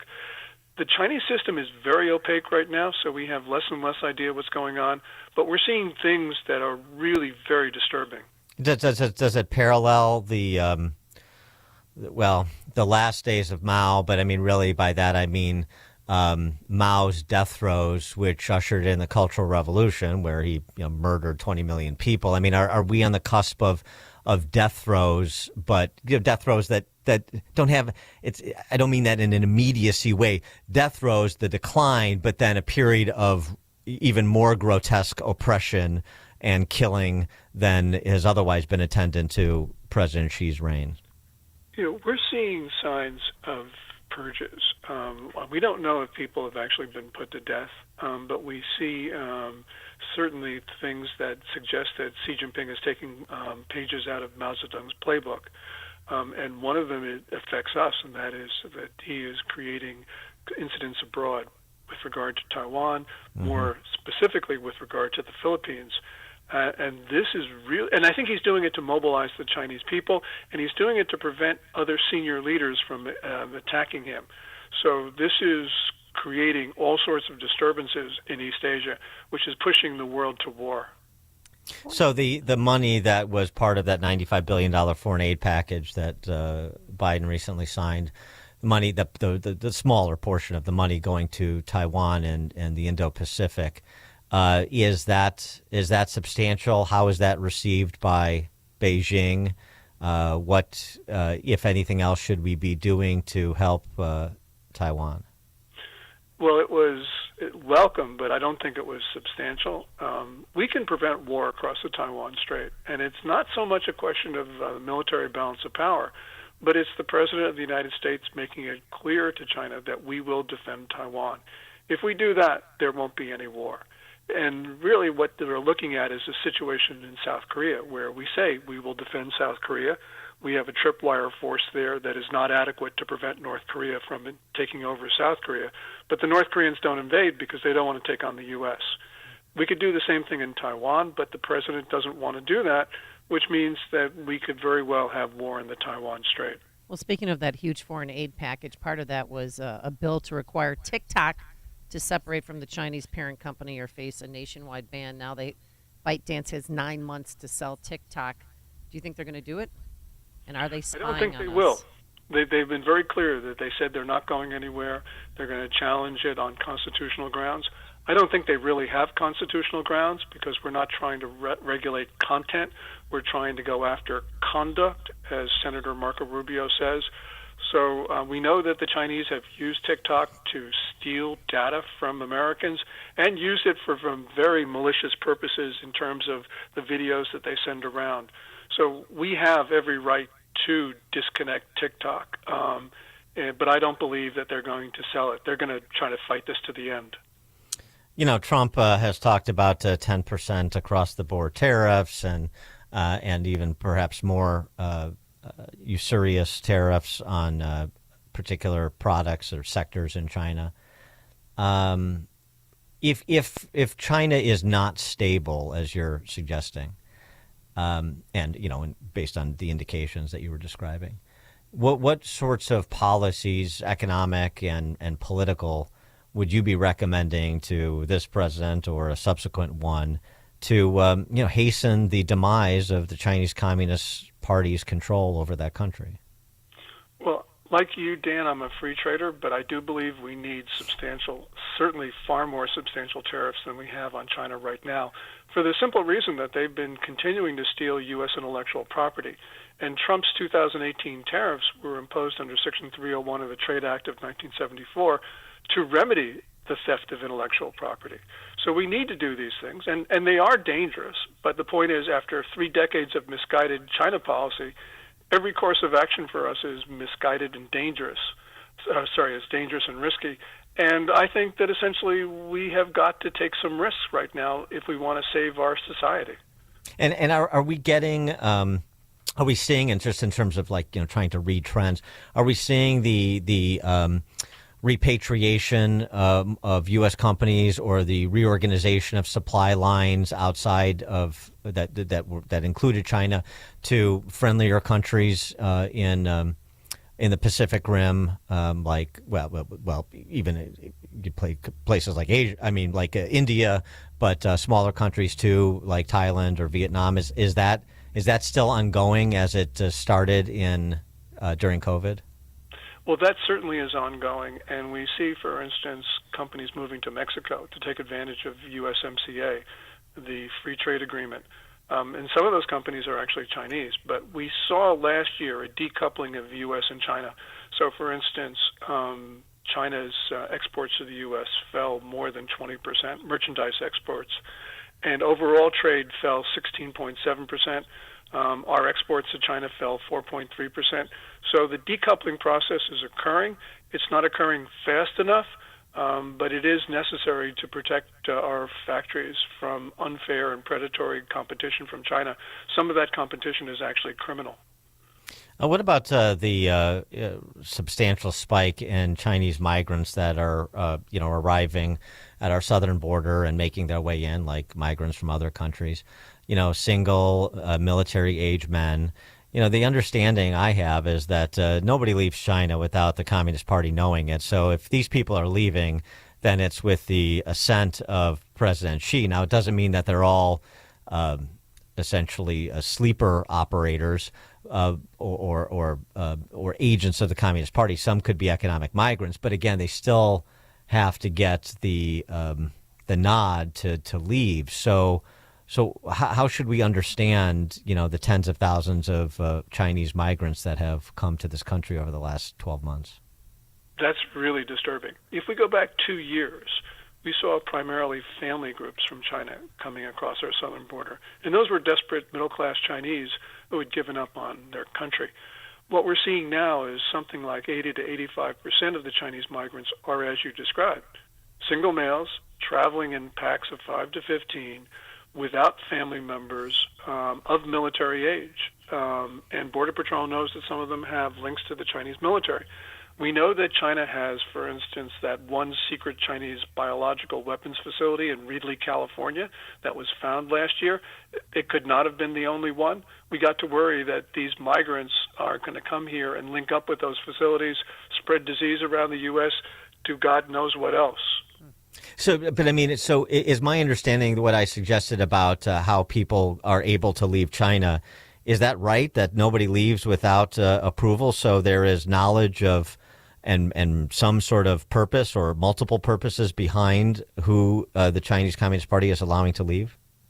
Well, the Communist Party knows who is leaving, but they don't need approval. I mean, people are able to leave without the approval of the party. And they can do that by just pretending to be tourists, which some of them actually do. People are escaping. But the party runs a near total surveillance state, so if it wants to, it can stop the flow of people out of the country. So far, it's embarrassed by this, but it hasn't taken extremely coercive steps to stop it because it's still continuing.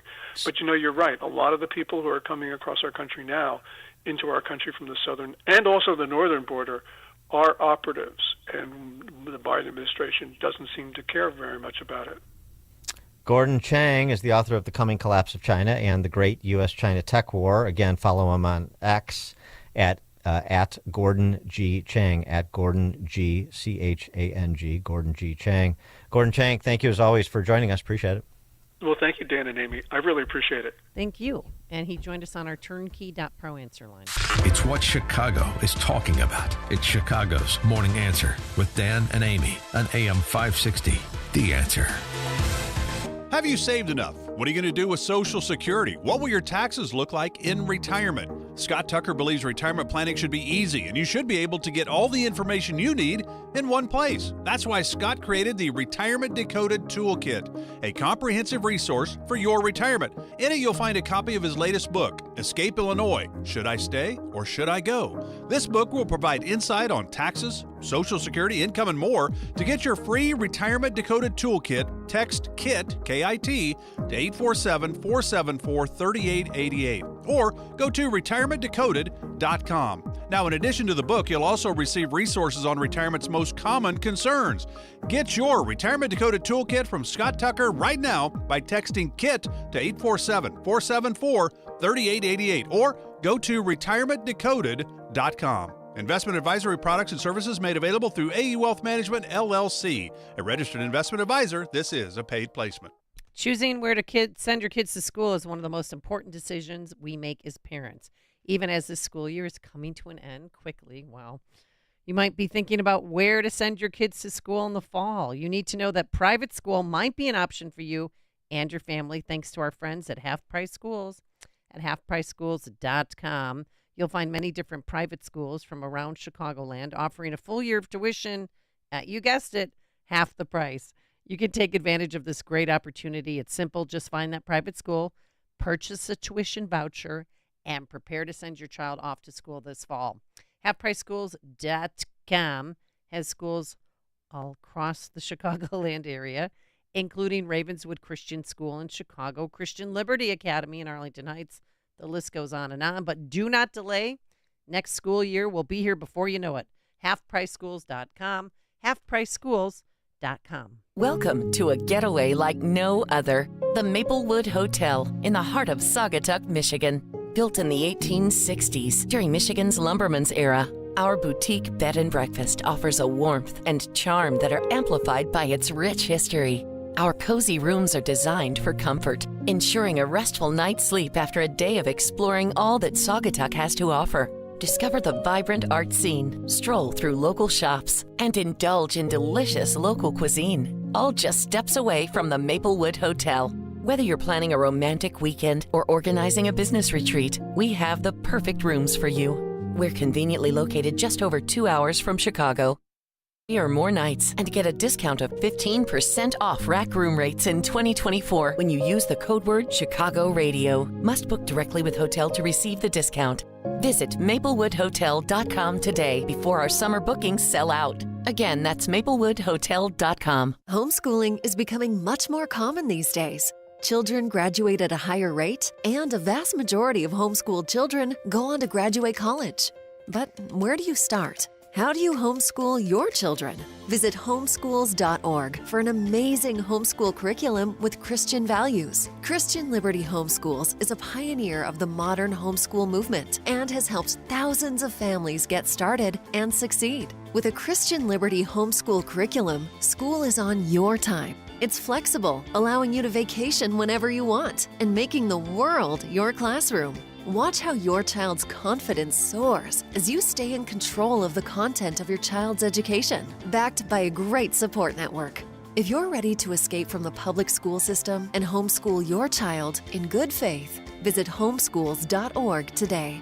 Christian Liberty Homeschools, where your child's future is in great hands. That's homeschools.org. Oh, the signs of spring are upon us. Birds are singing, crocuses are popping up, and your concrete is sinking. Permaseal can help with that. I'm Roy Spencer with Permaseal. As you start your spring cleaning, you'll likely see some cracked or sunken concrete, a sidewalk, stoop, driveway, or your patio. These problems will only get worse with time, but there is an easy solution.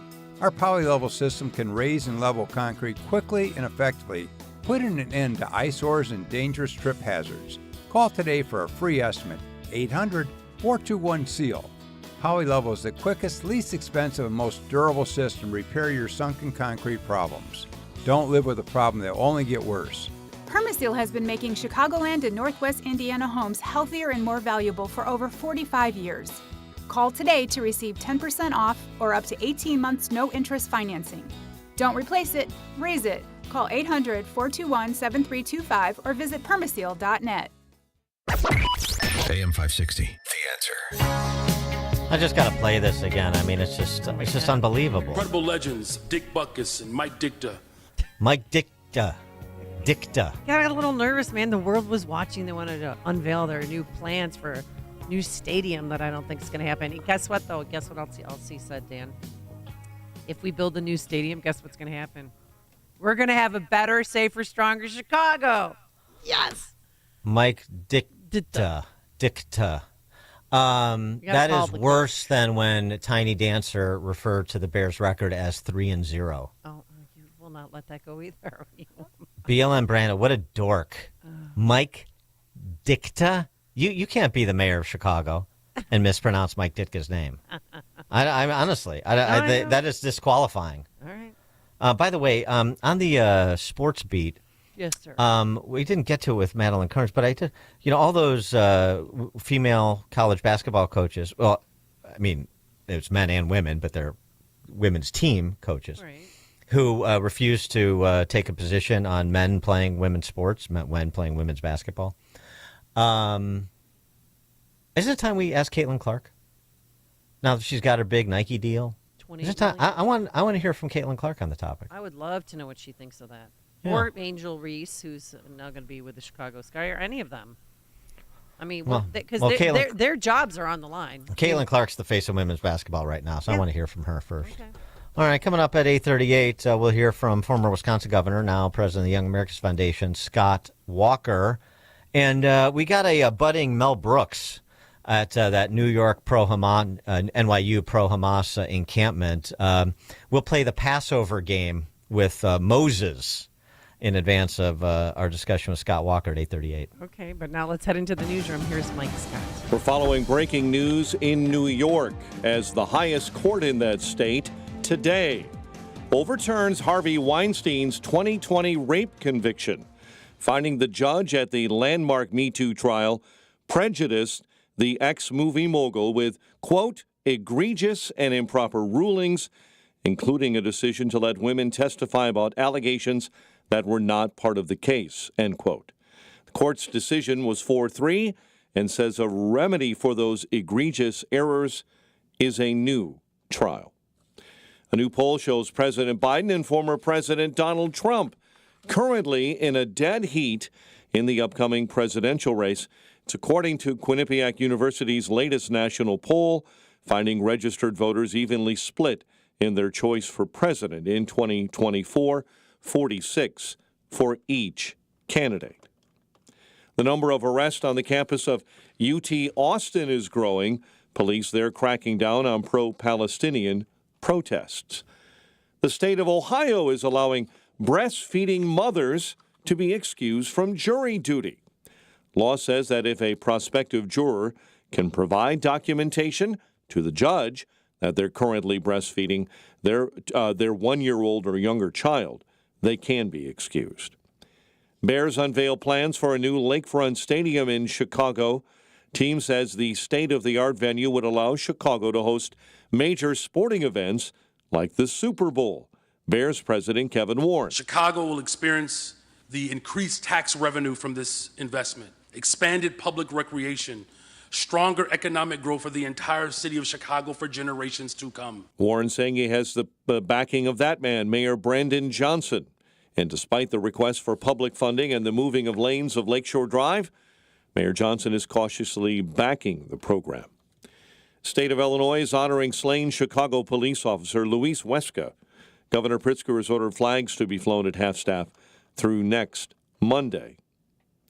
And the village of Dalton and Mayor Tiffany Henyard are being sued in federal court by a business owner. And you have people who are willing to put their money where their mouth is. They'll put their sweat and hard labor and their money into a business, all within the parameters of the law. trying to bring in business into the village of Dalton. And because, for whatever reason, the mayor doesn't want it. He was told at the end, nope, mayor wants that property. Tyrone Isom Jr. filed suit claiming his business license was denied by the mayor.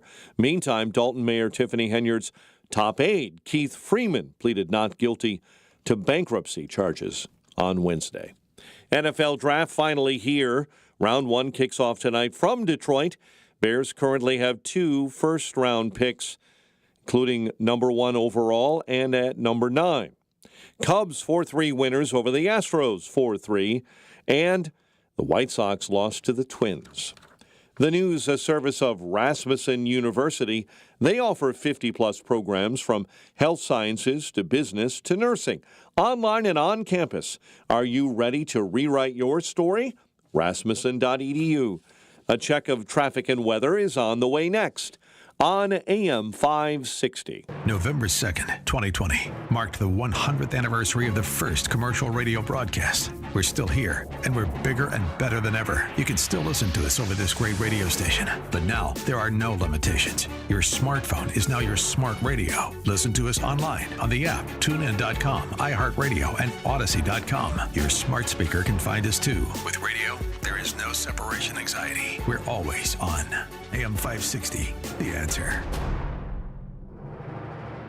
Are you ready for an adventure of a lifetime? Journey with me, Dr. Sebastian Gorka, and my friend and colleague Mike Gallagher on the Patriots Alaska cruise this summer. An incredible opportunity to engage with other like-minded patriots on an epic 7-day cruise over 4th of July weekend. Witness the untouched wilderness of Alaska over pristine water, all while celebrating America's past and future. June 29th to July 6th. Call 855-565-5519 or go to patriotsalaskacruise.com. Donald Trump Jr. here. Since January of 2021, the cost of living has increased by 17.9%.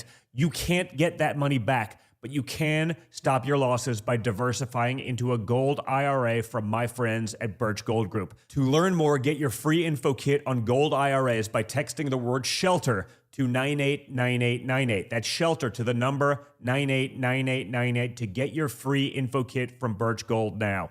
Message and data rates may apply. Balance of Nature supplements, changing the world one life at a time. You have to feel good. When you feel good, you look good. And when you look good, things happen. My name's Gary. I exercise almost every day. I'm more active than the average 71-year-old man. I started taking Balance of Nature, and I can feel the benefits from it. It's been a little bit of a revolutionary product for me. I stand behind the product. I stand behind what I say. Balance of Nature, it's a great product for me. Start your journey with Balance of Nature supplements. Call 1-800-246-8751 or go to balanceofnature.com and sign up as a new preferred customer. And for a limited time, get 35% off your first order, plus $10 off any additional sets with free shipping and our money-back guarantee. Go to balanceofnature.com or call 1-800-246-8751 and get this special offer by using discount code CHICAGO. Oil investments involve a high degree of risk and actual results may vary. Oil and natural gas keep going up as the Russia conflict escalates. Get in on the next major oil boom now and help the U.S. with your patriotic investment that can potentially pay you monthly income for up to 20 or more years.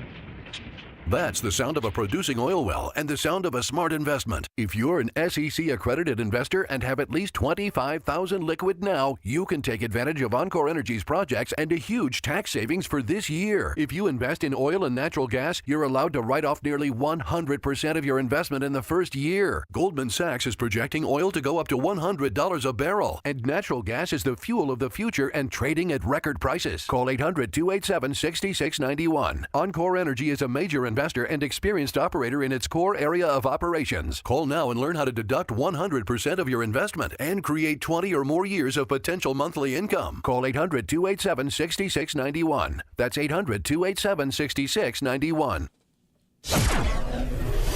It is 8:40. Let's check the roads. Team Hochberg Traffic Center time. Heavy traffic on the Kennedy, 80 minutes in from the airport to downtown. And that's backing up things on the Edens, where it's 30 minutes in from Lake Cook Road. The Ike-In right now jammed up 73 from 390 into the old post office, especially heavy through the avenues. Stevenson, 70 minutes. 355 into DuSable Lakeshore Drive. Stop-and-go traffic on the Ryan between 95th and the Skyway on the inbound side, 33 into the Burn Circle interchange. Chicago's Morning Answer with Dan and Amy continues next. Now your official Chicagoland weather forecast in our ReviveYourLawn.com Weather Center, sunny to partly cloudy and warmer. High 58. Currently 41. Your next news update at 9. Chicago's Morning Answer continues next on AM 560, The Answer. Now, from the Signature Bank Studios, this is Chicago's Morning Answer with Dan Proft and Amy Jacobson. If you're looking for the latest news, insight into what it means, and the sharpest opinion, there's only one station in Chicago where you can turn, and it's this one. We're AM 560, The Answer. Excuse me. It's coming Mother's Day. I'm so excited. So treat the mom in your life to a very special Mother's Day brunch at the Trump Hotel in Chicago. You know the date, Sunday, May 12th. Enjoy a buffet-style feast with live entertainment and complimentary champagne while seated along the city skyline. For a chance to win tickets, 560theanswer.com, keyword mother, 560theanswer.com, keyword mother, and good luck. So we got this guy at, I guess it's either the Columbia or if there was an encampment at NYU. I'm not sure which encampment, but he's in New York.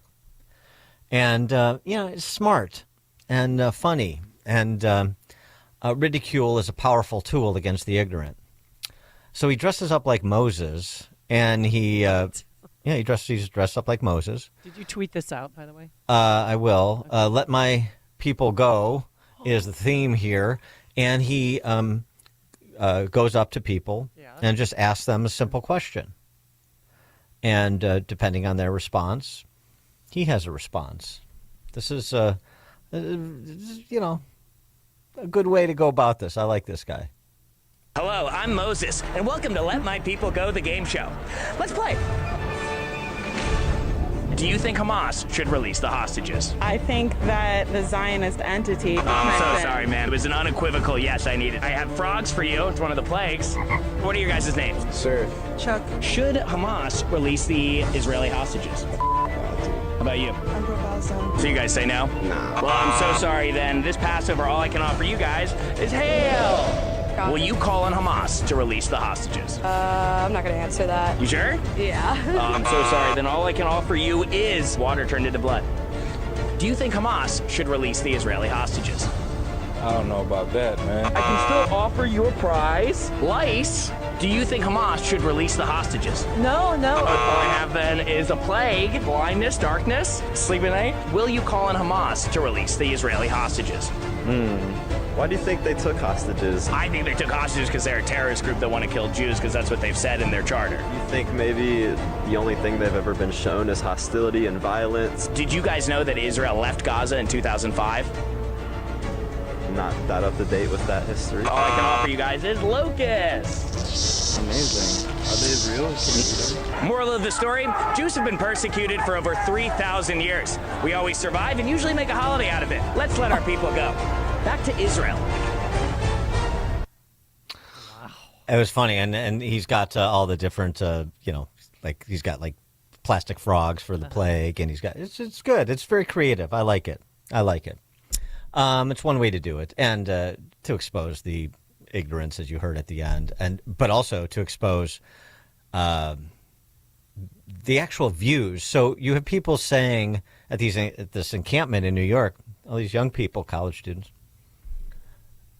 no, I don't support the release of hostages. Do they even know that 5 of them are Americans? I'm sure they don't, but it's just incredible, some of the things that we're hearing from the mouths of these babes out there, aren't we? Something else too. I mean, just how next level this is going, and I mean our culture generally. Amherst, Massachusetts. And this could be Wilmette. This could be Hinsdale, River Forest. It would get the same response.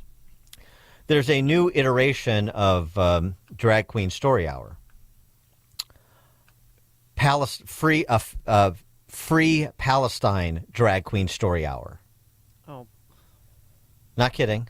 However, Valley Families for Palestine Drag Queen Story Hour in Amherst, Massachusetts.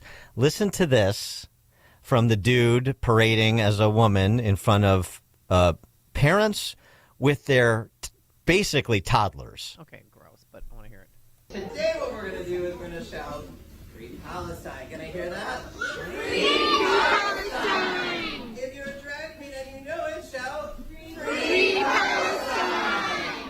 If you're a drag queen and you know it and you really want to show it, if you're a drag queen and you know it, shout, Free Palestine! Excellent. Oh my God. Well, does that drag queen know that if that drag queen showed up in Gaza wearing that, they would throw said person off of roof? A nice twofer there. You have the promotion of radical Islamist terrorism and gender identity, nonsensical gender identity politics. It's a wonderful twofer. It covers a lot of turf. For more on all of this, because the college campuses are ground zero, as we've been discussing the last several days, Scott Walker joins us. He's the president and CEO of Young America's Foundation, of course, former two-term governor of Wisconsin and former presidential candidate. Governor Walker, thanks for joining us again. Appreciate it. Yeah, good to be with you. Good morning. We were just hearing from Peter Schweitzer, the obviously New York Times bestselling author. He's got another book out called Blood Money. But Peter is an alum of YF, and we just heard from him last night again. And he talks about how, you know what this all ties together to? The Chinese Communist Party, because their attempt to attack us, to declare war on us, is not to declare war, but to fund things like this transgender nonsense that we see here in America, but not in China, to fund things like the problems we have at the border, and to fund things like the social media division that we have that drives students to not even know what they're talking about. I mean, for goodness sake, they're so intimidated in those debates or in those riots and protests that they can't even acknowledge what most human beings would say was an obvious answer, was of course they should release the hostages. The weirdest thing with all of this is, you know, one of the guys with the most clarity on this issue, apparently you just got to go to Walter Reed to get clarity, is Senator John Fetterman, who's right on the money, at least when it comes to Hamas and Israel these days. Who would have thought? And why isn't President Biden, I mean, he's had so many campaign appearances, why doesn't he talk about it while, you know, he's got the chance to?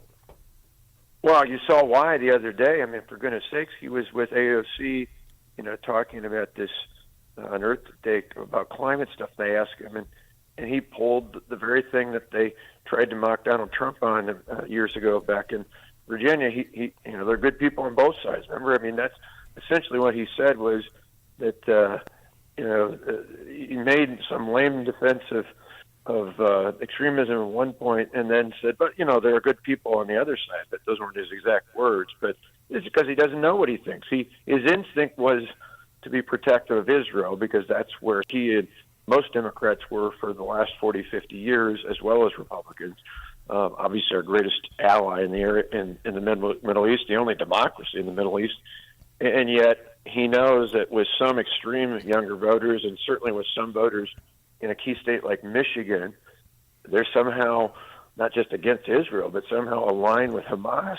And so they're in such a bind in these polls, not just nationally, as your news just related to, but particularly in battleground states like mine, that they're willing to abandon all that and even undermine.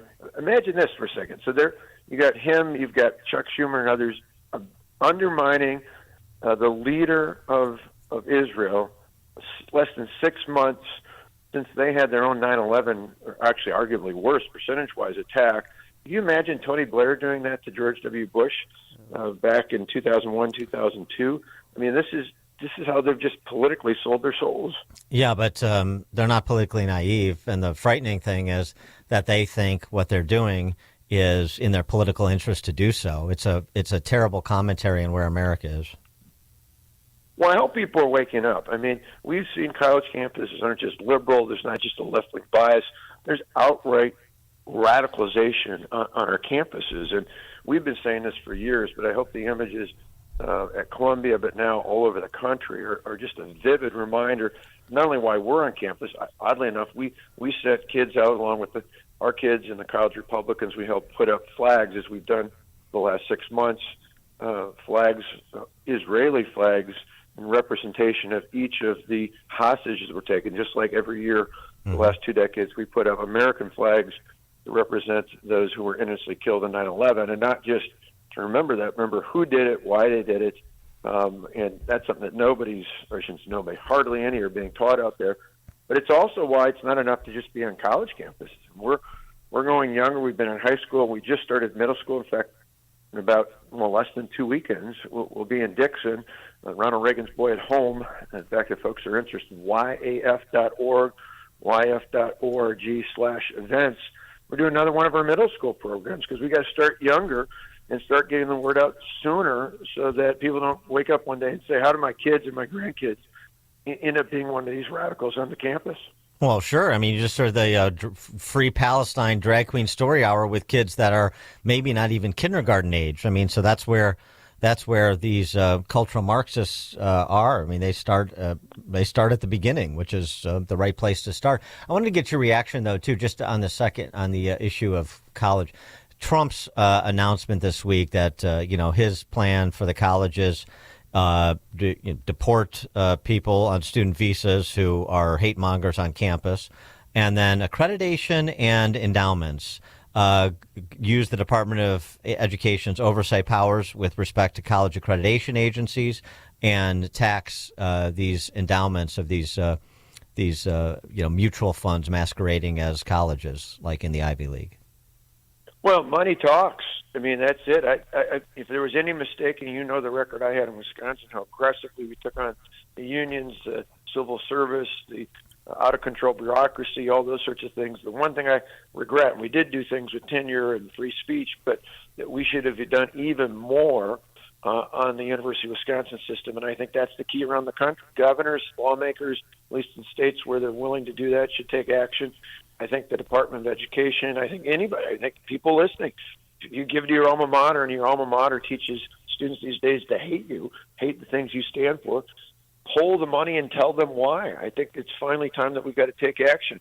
I don't just think it's not even just that they're not getting a good education, particularly in these so-called Ivy League schools. They're actually getting a re-education. It's not just that it's not good stuff they're getting. They're being told and taught and pushed to do stuff that is fundamentally at odds with core American principles, not necessarily Republican or Democrat, liberal or conservative, just core American principles. So I think we do need to push back.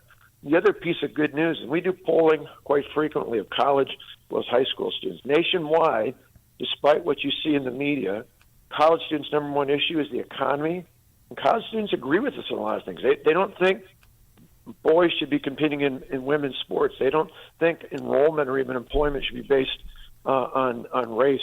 There's a lot more college students who have some sense of common sense than you would perceive, but they're intimidated, as are some of their educators, and we got to push back. That's what we do at Young America's Foundation. YF.org. If people are feeling under attack, we got your back. What do you think? I mean, just talking about Wisconsin being a swing state and you knowing it so well, obviously. And it also seems to be sort of the weakest of the swing states for Trump in terms of where he is, is having the most problems shaking Biden, at least at present. What, if anything, does Trump need to be doing that he's not doing to position himself better in Wisconsin? Well, I think the best thing, this applies nationwide, but it particularly is true in Wisconsin. You've got traditional big cities, nothing like the proportion Chicago versus the rest of Illinois, but Wisconsin, it's big city Milwaukee. Next big city is Madison, although Madison is like Berkeley. I mean, it's way, way out there. Mm-hmm. You've got the rural areas are traditionally more Republican with a few exceptions. And you've got the suburbs, and then in between the swing areas are kind of mid-sized industrial cities. Trump actually does well there, as I did as well. But where he's underperforming in the past, at least in the 2020 election, was in the suburbs. Suburbs go Republican, but you need to up the numbers. To the extent that he can make the case that, yeah, he's a fighter, never going to change that, nor should he, but he's got to be a fighter for you. He's got to be a fighter for the voter. He's got to be a fighter for the forgotten.